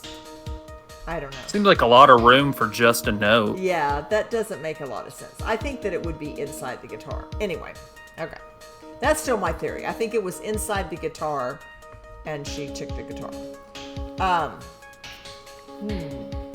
I admit it would be unnatural for someone to do that. So the witness was not wearing gloves, despite the fact that on the case... Your Honor, this is obviously the defense's usual misdirection tactic at work. Steer the court towards an unrelated topic and lull us all into his misguided... It's not misguided. No, Your Honor.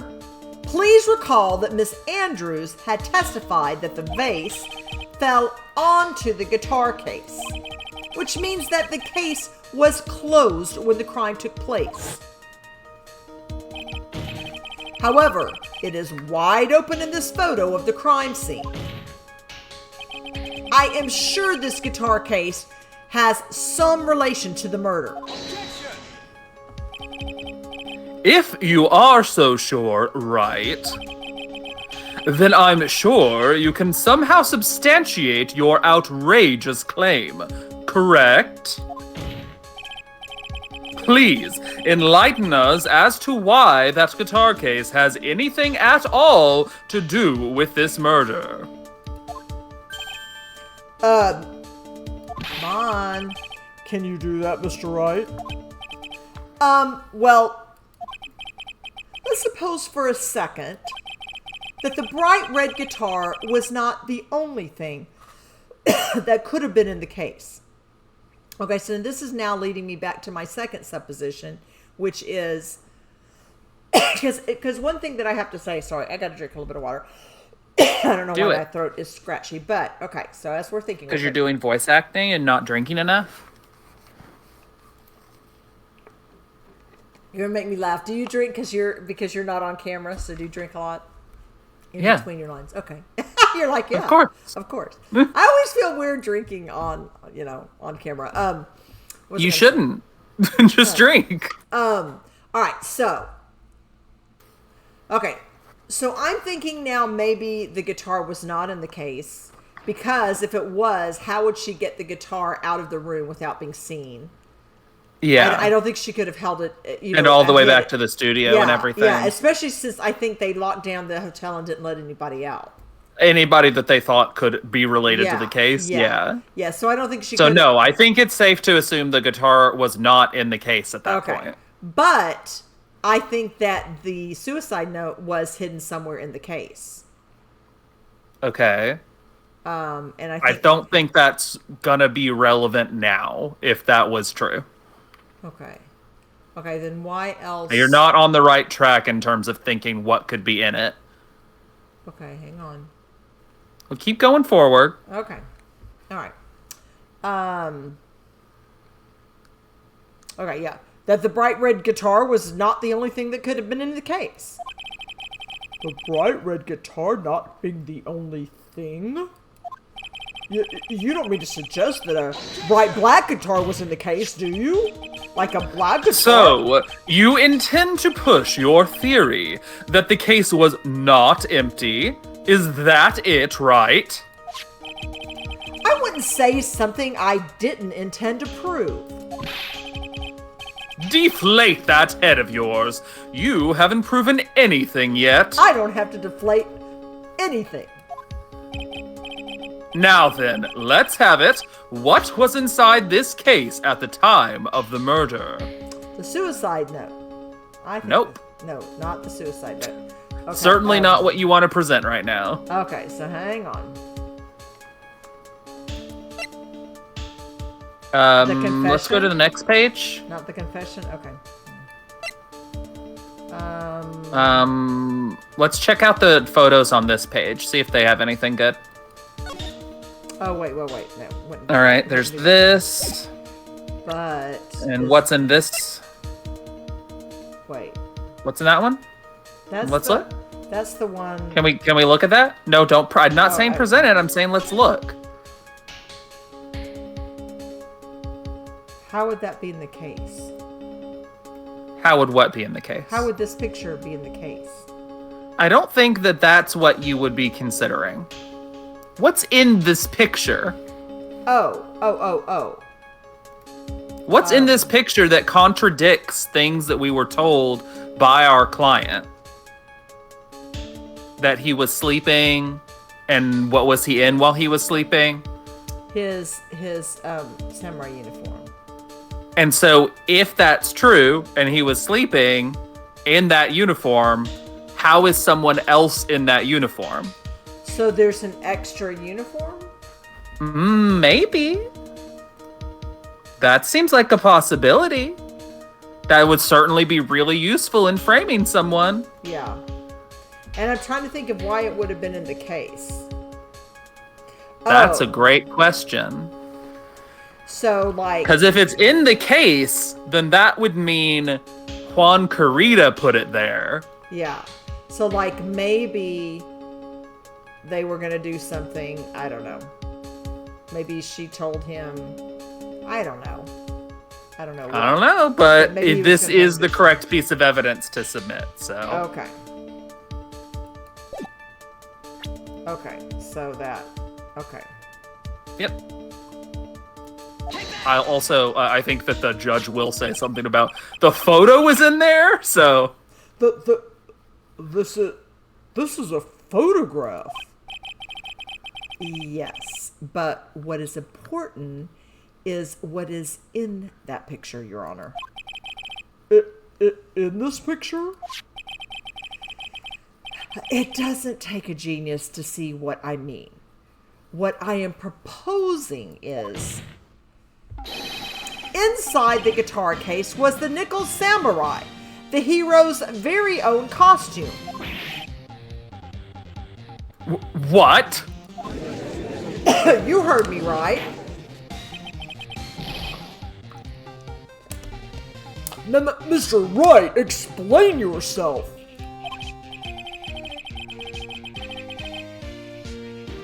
Right. Are you saying that the witness opened the guitar case to take out a costume? What insane point would there be to doing something like that? That insane point would be to wear the costume, of course. Miss Andrews put it on to hide her identity so she could make her escape. After all, you couldn't let anyone see you leave, could you, Miss Andrews? I refuse to accept your theory. Too bad. I'm not asking for your permission. Do you have anything to support such a preposterous idea? Just outside the door was an investigative photographer who was starving for a big scoop. And in the end, she managed to get this shot, correct? You mean this photo? Order! Order! It looks like we've wandered into quite another mess again, haven't we? Nice job, Phoenix. Well, you know, my strategy, speak first, think later. So the real murderer was hiding inside a costume? Wait 1 second, Your Honor. The Nickel Samurai's costume would have been Mr. Matt Engarde's. Why would something of the defendant's be in the victim's room? And inside the guitar case, of all places? True. That is a little baffling. Mr. Wright, the court would like to hear your thoughts. What was this Nickel Samurai costume doing inside the guitar case? What you think? I think it was a spare costume. Makes sense to me. Okay. Mr. Engarde did not take his costume off during the break period. Sorry, during the break period. I didn't mean to be so dramatic. In that case, the costume we're talking about was a spare one. What? Then, are you saying that on the night of the murder, there were 2 Nickel Samurai costumes at the Gatewater Hotel? Yes, that is what I am saying. And how do you explain the costume that was inside the guitar case? It would mean that the victim himself had brought this spare to the ceremony on purpose. Yeah, remember there was going to be a big reveal? You know, I think that she lulled him into thinking. I don't know. But why? The victim, Mr. Corrida, was the Jammin' Ninja. Why would he secretly bring the Nickel Samurai's spare costume with him? What could be the reason behind such a peculiar act? And therein lies the sticking point. What are you mumbling to yourself about now? Have you just been rambling all this time without any sense of inner monologue? I wouldn't do something like that. That sounds like what you are doing right now. No, I just, no. Mr. Wright, please explain yourself. Why do you think the victim had the Nickel Samurai spare costume? Phoenix, are you sure you can explain this one? Think carefully before you answer. and then answer with gusto. I believe in you. All right, this is what I think. What do I think? Okay. The reason the victim brought the Nickel Samurai's spare costume to the hotel was, and we're on the right track with what you're thinking. I think it was this. That Go the for Nickel it. Samurai is to confess something after the post-summary show. Okay. Go for it. All right. What is this? On the night of the murder, after the stage show, the Nickel Samurai was going to hold a special press conference. A press conference? Yes. The Nickel Samurai was supposed to confess something at this conference. I heard about this as well. For once, you're not making something up, right? But what struck me as strange was that Mr. Engarde himself said he had no idea he was supposed to be holding a press conference that night. But how can that be? The way I see it, that can mean only one thing. The conference was a setup. By none other than the victim, Mr. Juan Corrida himself. The victim? Yes. The spare Nickel Samurai costume was prepared for that very conference. Mr. Corrida was going to hold the press conference as the Nickel Samurai. He was gonna dress up as the Nickel Samurai and hold a conference? But why would the victim do such a thing? And that's something I don't quite know yet. However, what I am concerned with right now is what he intended to reveal at that conference. The Nickel Samurai was going to confess something. And by confess, I'd wager he was going to reveal something about himself. Which means that Juan Corrida, posing as the Nickel Samurai, was going to speak about Matt Engarde. Yes, that is what it would mean. But if that's the case, that's not a confession. That's public disclosure.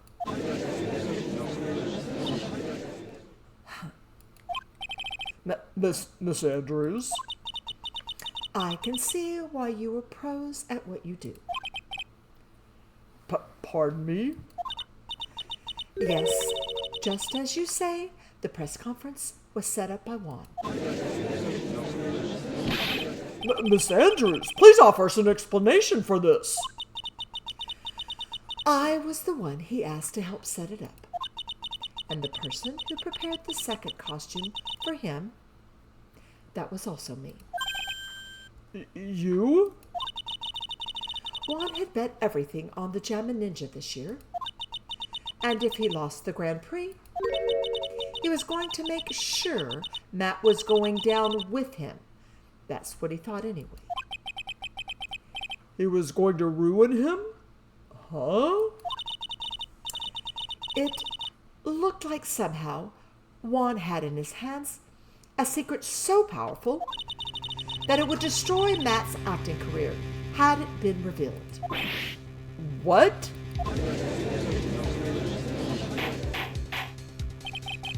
Do you know what this secret of Mr. Engarde's is, Miss Andrews? That's something only Juan knew. I don't know what it is. Oh, I see.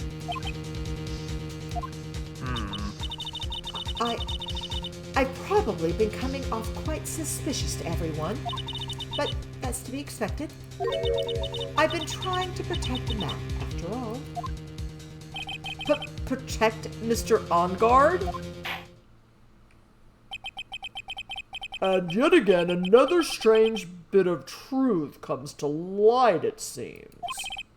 Miss Andrews, if you could, please tell us the truth about your behavior. Yes, Your Honor. I understand.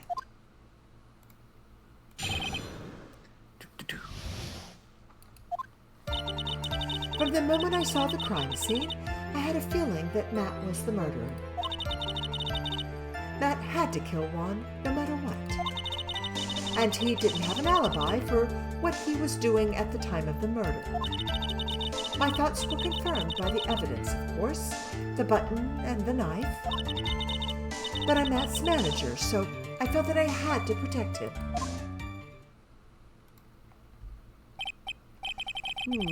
This does account for everything. Well, I am the logical type. We're finally seeing her true self. She is more nervous than a scared rabbit. If the defense can find no fault with this testimony, I'm ready to make a ruling. Always ready to make a ruling. Please keep that in mind as you cross-examine Mr. Wright. Looks like somehow everything has swung to the opposite end of the scale again. I am so tired of this. Just means I have to put my weight into this and turn her logic upside down. All right, so go to the one that starts with my thoughts. Okay.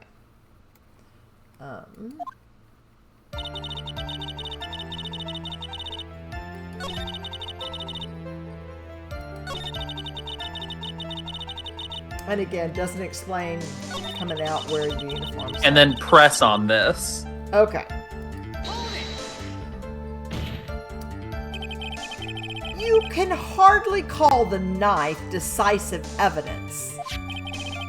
The fingerprints on the knife could very well be a clever camouflage. Then, what about the button? The button? It's clear from the crime scene that the victim and his murderer fought.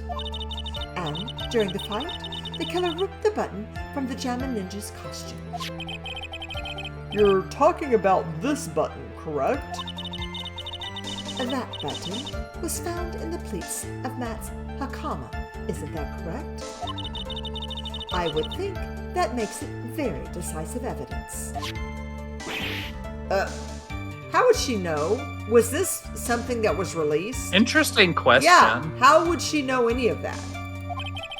Looks like you were outfoxed again, Mr. Wright. Anyway, the knife doesn't prove a thing. Okay, Phoenix. That's not the takeaway here. That should not be the takeaway. Please fix your testimony. I can't stand the sight of a man who can't gracefully accept his defeat. And you are such a man. And you are such a man. Thank goodness Mia can still look at me. Come on, Phoenix. Oh my gosh. Ugh. With an icy stare, yes. Miss Andrews, for Mr. Wright's sake, please add this information to your testimony. And then we want to present on this one. Okay, on this one. Okay. Yep. Okay, going to the button. This. It's not the button itself. What are those envelopes next to it? Let's check those out. Not that one. Try the third one. What's this say? Strangled with a scarf, then stabbed with a knife. So does it make a lot of sense that a button would be torn off during a scuffle if there was if he was strangled rather than stabbed? Is it probably from behind? Yeah. Okay. So yeah, this is the thing to present.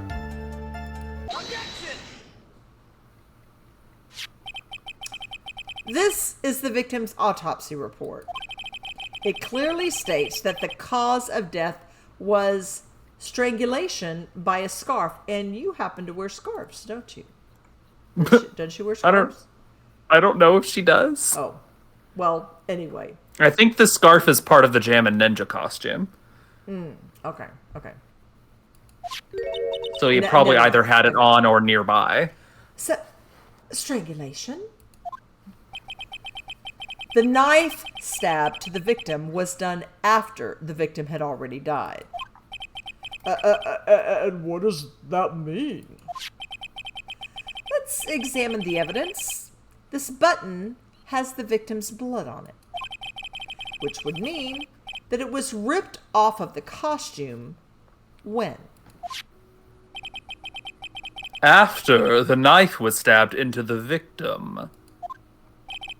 Exactly, which means it is impossible that this button was torn off during the victim's final struggle, because the victim was strangled to death in that fight. That's right, Miss Andrews. There is no way this button was ripped off during the struggle. This button was consciously pulled off of the victim's already dead body. Gross. Yeah. Ew. Order! What is the meaning of this, right?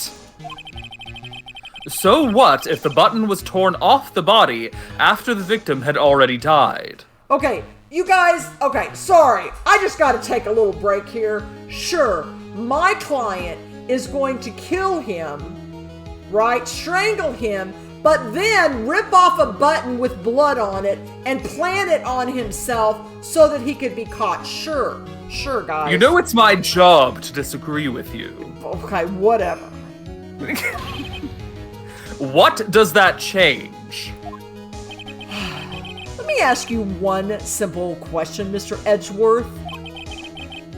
Why was the button torn off? What purpose did that serve other than to frame my client? What purpose? Yeah. We now know this button was not torn off during the fight. So the murderer took the time and effort to purposely rip this from the victim's body. That would mean that the murderer had something in mind, wouldn't it? Mr. Wright, does this mean that you know what the murderer wanted to do with this button? What was it? Safe Oh my if you're gosh. unsure. I To think pin it's the pretty crime on obvious. guard. Yep. Okay, then I'm gonna save just in case something weird happens. All right. But yeah, like, duh, to frame my client, Right. everybody. Oh, jeez. Obviously.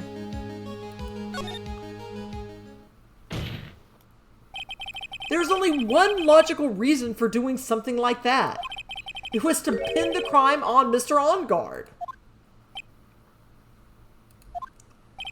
There is no way anyone would put a bloody button in their own pants. I mean, come on, people. This isn't rocket science. That's right, Mr. Engarde was set up. By the real killer, of course.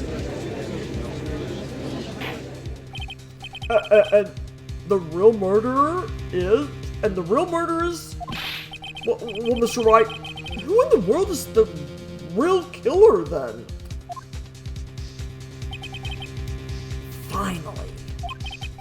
I can't believe I managed to bring this trial all the way up to this point.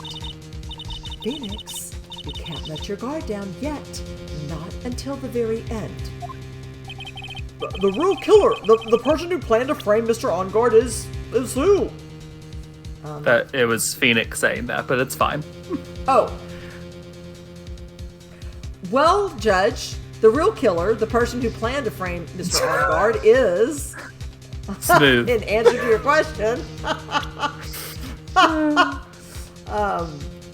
is Lotta Hart. No, just kidding. But that'd be wild. Yeah. Is really Oldbag. It's like none of the evidence pointed towards her, but It's really Oldbag. No, just kidding. oh no. Miss Adrian Andrews, I choose you. You are Mr. Corrida's killer. I choose you, Pikachu. What? Your glass is shattered again. Order! Mr. Wright! I'm gonna have to go back and see. I'm like so bad. I didn't notice that. This is a very grave matter. Do you have any evidence that supports your charge? Any evidence? You're asking me for evidence? Okay. All of the evidence. I have all the evidence. It points to Miss Andrews. What? How preposterous. You can't stick any of that on me. I can't, can I? Would you care to test me? Then what about this knife? The knife was used to stab the victim after he had already been strangled to death. It was used to throw suspicion onto Mr. Engarde, naturally. A knife covered in the defendant's fingerprints could only be taken from his room. And the only one who had dinner with him and knew which knife to take was you. There it goes. And now she puts new ones on. Okay. Then, what about the button that was found in Mr. Matt's hakama? This button was removed from the victim's body after he had already died. The only people who could have done so were the person who found the body, his body, or the killer. However, if Mr. Engarde was the real killer, there is no way he would have put such incriminating evidence in his own hakama. She loses so many glasses. Yes, you're making me just go through too many. I'm using up all my spares. The only person who could have put this button into Mr. Engarde's hakama is the person who went to wake him up from his nap, which is you yet again, Miss Andrews. I see. What about the empty guitar case? That is also another piece of evidence that incriminates Miss Andrews. That costume was used to hide the real killer's identity as they fled the crime scene. Now, who could have known that there was such a costume inside the guitar case? It could have only been the person who prepared the costume for the victim. And that person is you, Miss Adrian Andrews, by your own testimony. No, Thank you. But Miss Andrews' fingerprints were nowhere to be found on the guitar case. And it was you who proved that she was not wearing gloves at the time. After she killed him and put on the costume that was in the guitar case, she had on the gloves and closed it. That's right. No. That's because... No, it's wrong. She did not intend on leaving any prints. If anyone had found out that she had touched the case, they would have asked her why. So to avoid leaving any prints, she used a towel or something else to open it. Alright, I guess that makes sense. That's right, because she has to open it. Okay. But the glass of tomato juice is a different story. Miss Andrews purposefully left her fingerprints on the glass to show that, yes, indeed, she was the classic dazed discoverer of a dead body. And to top it all off, there is this photo. A photo of the killer as they exited the scene of the crime. No reasonable person on earth can believe this nickel samurai is Mr. Engarde. He would be much too short for his own costume if it was him. Speaking of how tall people are, Miss Andrews, you're also kind of short in stature, are you not? But please stop. Well, how about it, Miss Andrews? I've got her this time. Miss Andrews? I refuse to testify. What was that? There's a law. It says I can't be forced to testify about something if it can incriminate me. Well, yes. I'm going to pause to take a quick drink of water. Oh, I didn't know he had Sorry, some I'm water having- back there. I'm having to drink so much water this stream. I don't know. It's good. You are absolutely correct, Miss Andrews. The law does provide us with a way to avoid self-incrimination, but that by itself is kind of... But by allowing a witness to not testify if the testimony can cause damage to themselves. What? Pleading the fifth is not something most people would think to do on the spot. You kidding me? Actually, thinking back to yesterday in Mr. Engarde's room. Adrian Andrews. Yes? Think hard about what we just discussed. Understood? All right.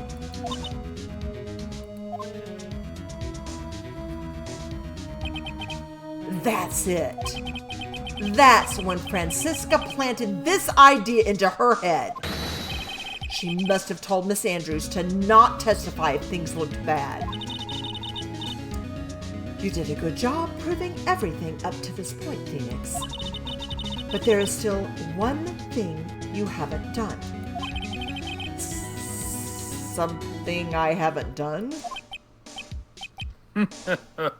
Stop the evil laugh. I will not, and it is not evil. What's wrong, right? Are you finished already? Run out of evidence? No. No. What is so humorous, Mr. Edgeworth? I'm sure you realize this as well, Your Honor. No, that's why I'm asking you. But everything the good lawyer here has proven up to this point is meaningless. What? Everything you have proven is circumstantial. Oh my gosh. Circumstantial? Yes, circumstantial. You have yet to provide a single piece of definitive proof. Proof that Miss Andrews did, in fact, harbor a wish to murder Mr. Corrida. Okay, fine. If that's all you're wondering, I do have that. Okay? Do you?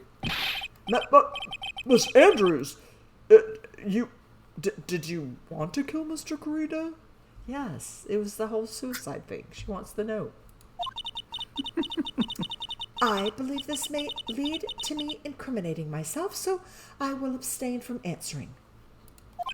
But, Miss Andrews, if you do that, it would be the same as admitting your guilt, don't you think? Maybe so, or maybe not. There's nothing to prove it either way. Besides, you don't even know what crime I would be guilty of due to my silence.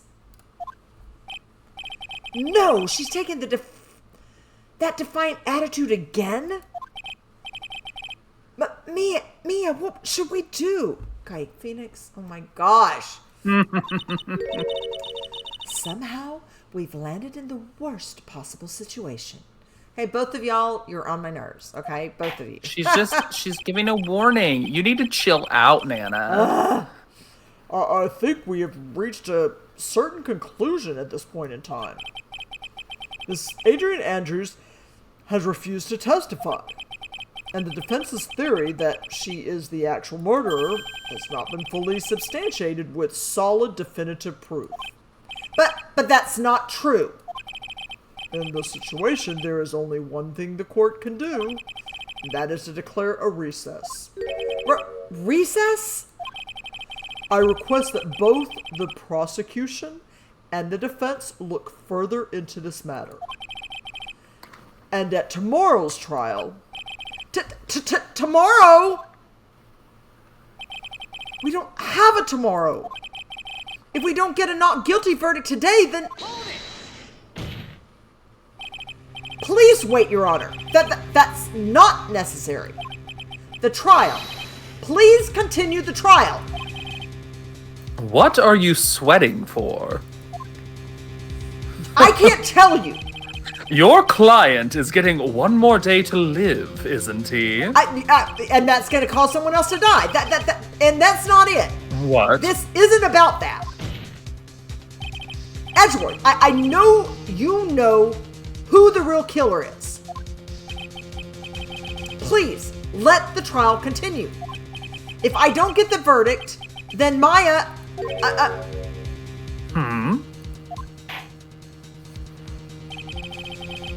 But it's impossible to continue as long as the witness refuses to testify. Now then, this court is... It is not impossible for this trial to continue. Mr. Edgeworth, what are you... It's true, Miss Andrews holds the right against self-incrimination. However, if the topic of conversation were something unrelated to whatever she may be guilty of, then she has no right to withhold testimony. Yes, that is very true, but... Actually, there is one little thing that I'm curious about. Miss Andrews. When you found the victim's dead body, you poured yourself a glass of juice. Yes, and? I can't help but think how unnatural that is. Thank you, thank you, thank you for pointing out what I've said all along. What sense does that make? You see a dead body and you're like, oh, I'm thirsty. I'm going to pour myself something to drink. Who Right? does? You look very excited over there. Well, Please calm down. Usually, when one finds a body, they are shaken up, not stirring a glass of juice. exactly. So my actions were unusual, but I've already... Before you speak, I want to state that if you have a reason behind your actions, I would like you to testify to that effect. Testify? Your Honor, I would like to request that the witness testify again as to what happened when she first discovered the victim's body. Whatever we find out in the testimony should in no way implicate the witness.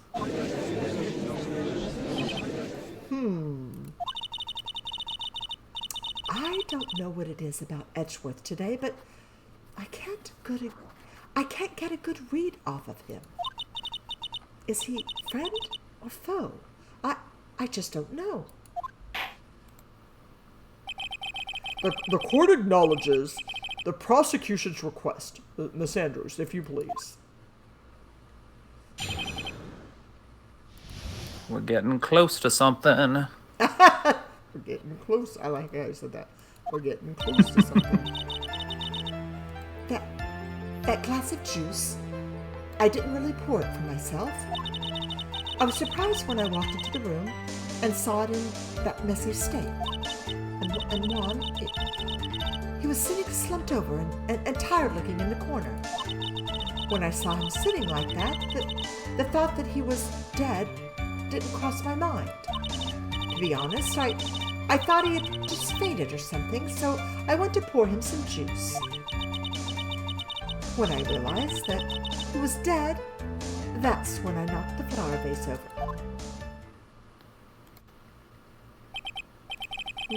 So you poured that glass of juice for the victim? Why didn't you say so in your earlier testimony? I didn't think I needed to include something so trivial. Phoenix, be careful here. She said, please be careful.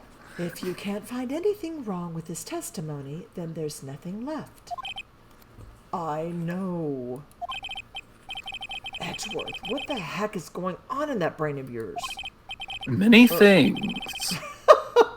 Now then, Mr. Wright, you may begin your cross-examination. You're not supposed to be able to read my thoughts, Edgeworth. Knock it off. Oh, my mistake. Knock it off. I retract my statement.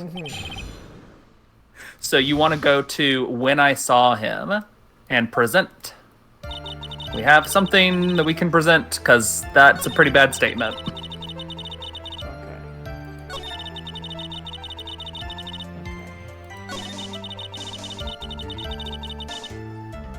So let's present something. Yeah, I mean, it's like, What do you think we should present there? the picture where he's sitting there with a knife standing. Yeah, it's like, that's okay. correct. Okay, it's like, oh, really? So you saw so him. Is I it- think it's...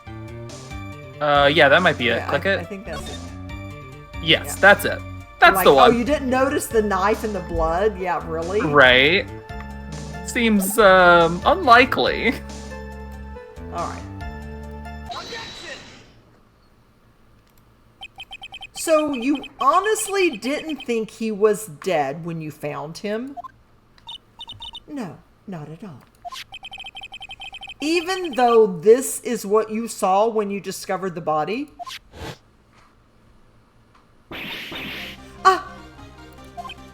Well, what is the meaning of this? Isn't it obvious, Your Honor? There's a knife sticking straight out of Mr. Corrida's chest and blood. Anyone who saw this scene would have immediately thought that there was a dead man. That's, well, you see. I doubt a single person in the world would mistake this for someone who fainted. And then so nonchalantly go to pour something to drink. Your point is? Miss Andrews is a psychopathic killer. Oh, sorry. That Miss Andrews, your testimony Wow. just now, it was all one giant lie. And your lie There's has some more proven glasses. one thing very clearly. That you are the real killer.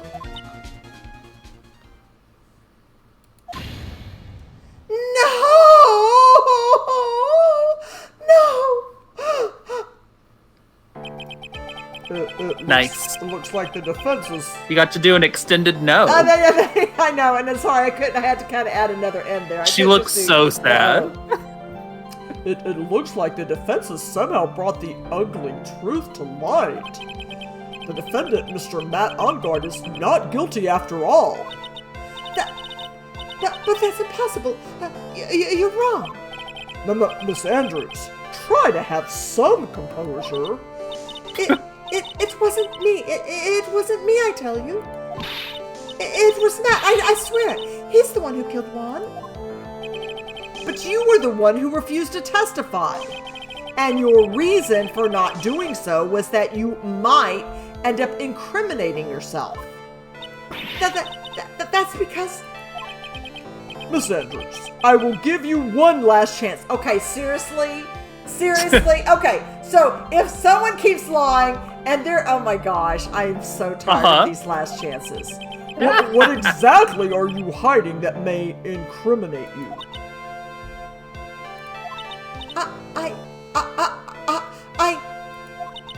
I refuse to testify.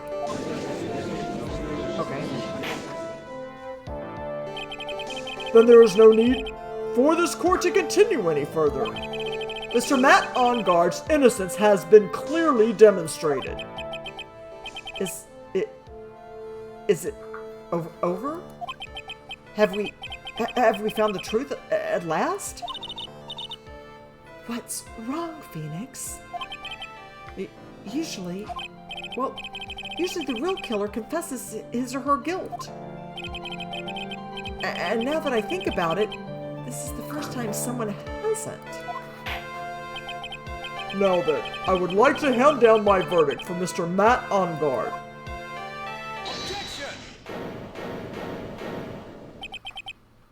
Your Honor, the prosecution feels that it would be premature to pass down a verdict at this time. What? The reason is quite simple. Stop with that. This witness has yet to speak the absolute real truth.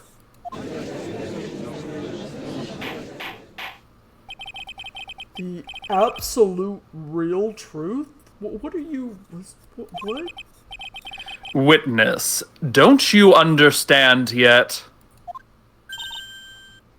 Huh? I don't know who planted this silly idea in your head. But as long as you protect yourself through your silence, Matt Engarde will go free, and in his place, you will become the guilty party. That's a lie. I don't believe you. What? I was told if I spoke, then it would be all over, and Matt would never be declared guilty. Well, what in the world is she talking about? Has she lost it? I can't speak about it. I'm too scared. It's Franziska von Karma. Huh? Don't you remember, Phoenix? Miss Andrews lives by gripping tightly onto the words of another. Because she doesn't have the strength to believe in herself. Then right now, Miss Andrews is... Yesterday, Oh. Wrong. It's Mia. Thank you. Yesterday, she was tossed a lifesaver by Miss Von Karma. Don't say a word. No matter what happens, if you do, Matt Engarde will be acquitted. Miss Andrews undyingly believes in those words right now and is clinging onto them. Then what should we do? This is the first time I've ever come across anything like this. But Miss Andrews has to be the killer, right?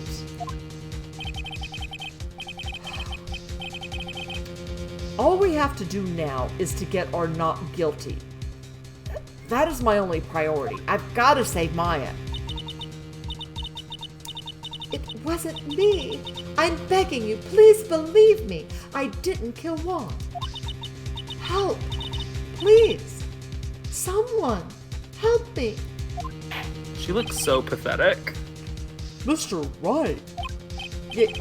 Yes, Your Honor? The court can't continue on like this. Therefore, I'd like to hear what you intend to do. What I intend to do? Well, what am I supposed to do? What am I supposed to say? I have Maya to consider. Gosh, what am I gonna do? Right. I suggest you think very carefully about this. Think about what this witness did and what she did not do. And think about who is the real mastermind behind this crime. The killer?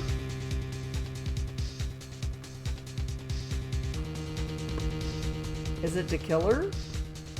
You are looking at me like a deer in headlights. Is it the killer? Stop saying that. You're like, who is the killer? Who's the real mastermind? Isn't that obvious?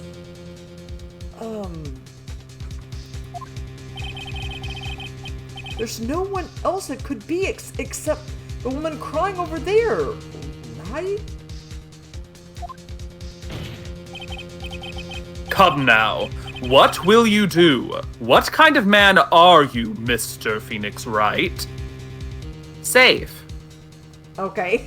Like, okay. I'm someone who saves. That's who what I Yes. Okay. Alright. So, what do you think? What do you think here? Oh my gosh, we're at 9:43. Are we almost to a What do you stopping think point? here? You need the not guilty to save Maya, but I think we should. are you sure that that's the right thing? I think I should force Andrews to testify. Do whatever you think is right. Ah! Okay.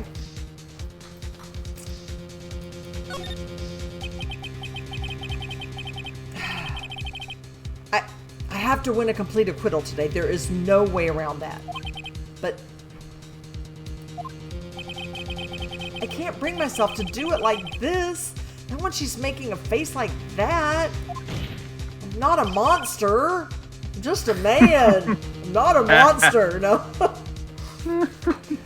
Miss Andrews, I would like to know what you are really hiding. Mr. Ryder, are you sure you know what you're doing? Sure, Mr. Engarde would get an acquittal, but in his place, you would be found guilty. Is this how you really want this trial to end? But be quiet. How dare you? You're trying to trick me.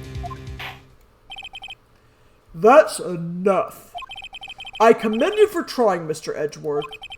However, it's clear that the defense's theory is the truth. You're wrong.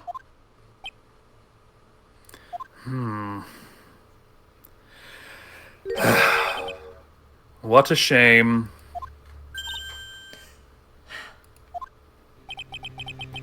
I had hoped things wouldn't come to this.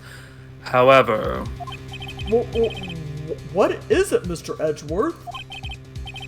Miss Andrews, since you absolutely refuse to testify, it falls on my shoulders to disclose this to the court. Stop. But, Mr. Edgeworth? This witness, how should I put this? She has an illness. What? And because of this illness, she has tried to commit suicide in the past. Stop! Please stop! No matter how much you want to hide it, it's no use. I have the evidence right here.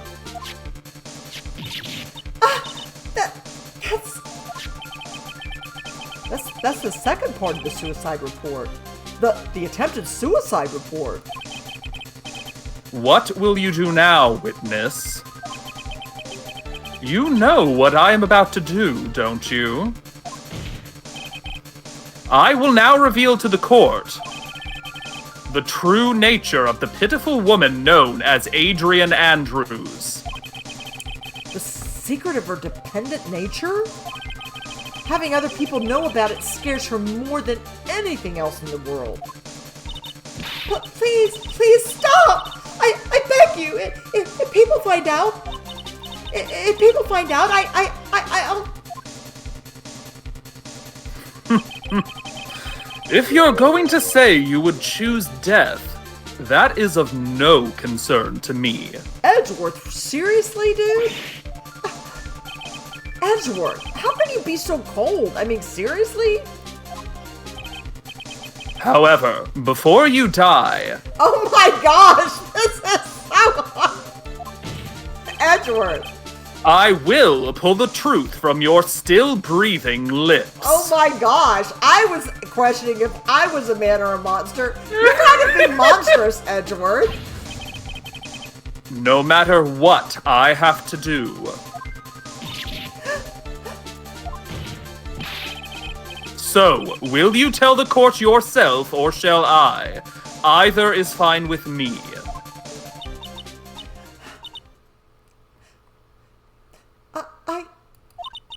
I'll talk. But please, help me.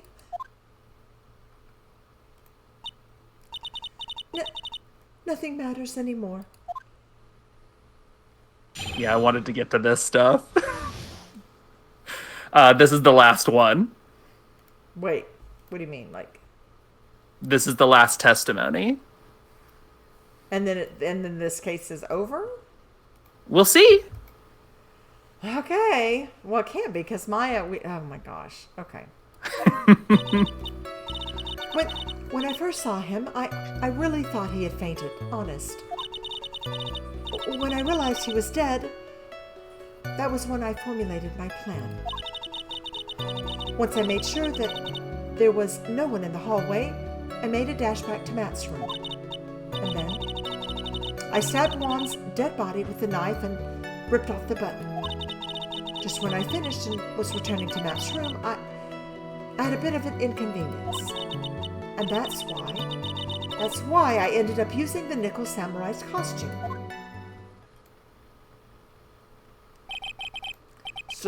Stab the body with a knife? Why would you do that? Isn't it obvious? To pin the blame on a certain person. A certain cowardly man. What do you mean by all of this? It might take this court a little while to understand, but this is the truth. The real killer is Matt. That scumbag of a man. I'll never forgive him. He's trying to escape his guilt again, just like the last time. Last time? So, Miss Andrews stabbed the victim, Juan Corrida, in the chest with the knife. However, she didn't do it with murder in mind. She did it with the intent of framing Matt Engarde for the murder. And this is her crime. What? How is this possible? I mean, wasn't Miss Andrews supposed to be the real murderer? Mr. Wright, please get over your shock and commence the cross-examination. Pull it together, dude. Pull it together, dude. We say dude a lot in this. Sorry. It's kind of catching on. Uh-huh. All right. So are we still going? So definitely save. If you want to finish this trial, then you can press on stuff. If you want to stop now, we can do that. I think we should maybe stop because it's already 9:51 and I honestly can't go past 10. That's fair. Plus, it'll give us a little bit of a cliffhanger. Kind of. Oh, don't worry. We'd get a cliffhanger regardless. Oh, regardless. Okay. Well, okay. Now, be honest with me. If we go on with this testimony, is it going to last a while? I don't recall exactly. Okay. I know you really only have to get through this, but I don't know how much they're going to talk and how much time it'll take to read. So, okay. All right. So I think since it's 9:52, it's probably likely it would go past 10. Okay. So I think we should stop for here. Makes sense. All right. All righty. Ah, wow. Lot of reveals. Lot of interesting reveals. So we're getting to the truth of the matter. So it doesn't seem that Engarde is smart enough, but now there was a weird thing with Engarde taking the case, or sorry, having me take the case when he knew the killer had Maya. So somehow they're in cahoots. The killer helps him do stuff or something. We don't know what the truth is, but she's very convinced he's bad. That's the thing that's for sure, is that she's convinced that he's bad and has done bad things. That doesn't mean it's true, but she certainly thinks it's true. Oh, so it could be the killer. Who knows? I don't know. Yeah, we'll have to unravel it. Okay. Interesting. So he could still be innocent, but... He could, yeah. I mean... All right, well, you all, who will be the real killer? I'm still not quite sure. Thought I had it figured out. And I guess I did have part of it. She definitely has something to do with it, but she might not be the real killer. So, sounding like she was not. Yeah, Right. if what she's saying in her testimony is true, then she did do a attempt a frame job, but wasn't necessarily the one who actually did the murder. All right. Okay. What will happen? Who will the killer be? We'll see. Is Maya? Did Maya escape? We still don't know that because she seemingly escaped. Did she really escape? Again, Great question. Again, my take is she running around lost in the hotel, can't quite get out, or will she pop up and be like, surprise? Who knows? Right. All right, interesting. All right, have a wonderful week, everyone. Thank you all, all of y'all that stopped by the stream tonight. Thank you. So much. And take it away. Would you like to tell about your wonderful roommate? Oh, and also about our podcast that we're on. Yes, we're on yes. a podcast called How's It Hold Up? We're co-hosts along with another person who's in the chat right now. And it is a review podcast for usually 2D animated movies, talking about how they hold up in the modern day, since most of them aren't terribly modern anymore. And we also, every other week, go and look at old cartoon shorts from like the 30s, 40s, and stuff like that. And we just kind of have fun chatting about it and determining if they're worth watching. So if that sounds fun, those come out on any podcast platform every Wednesday, sometimes a little later, but generally Wednesdays. And then also I have a roommate who wants to come on real quick, so give me a sec. Hello, world! This is Ramona. I'm a goblin from another world, and I love playing video games. Also, hi, sorry, I just kept talking. Anyways, I like to play different video games. Lately, I've been playing stuff like Super Mario Brothers 3 and Tomb Raider. I'm having a lot of fun, and I stream every Monday and Thursday from 1 p.m. to 5 p.m. CST. So if that sounds like your jam, come check me out. I have a lot of fun playing games, and hopefully you have fun watching. Thank you. Bye. Awesome.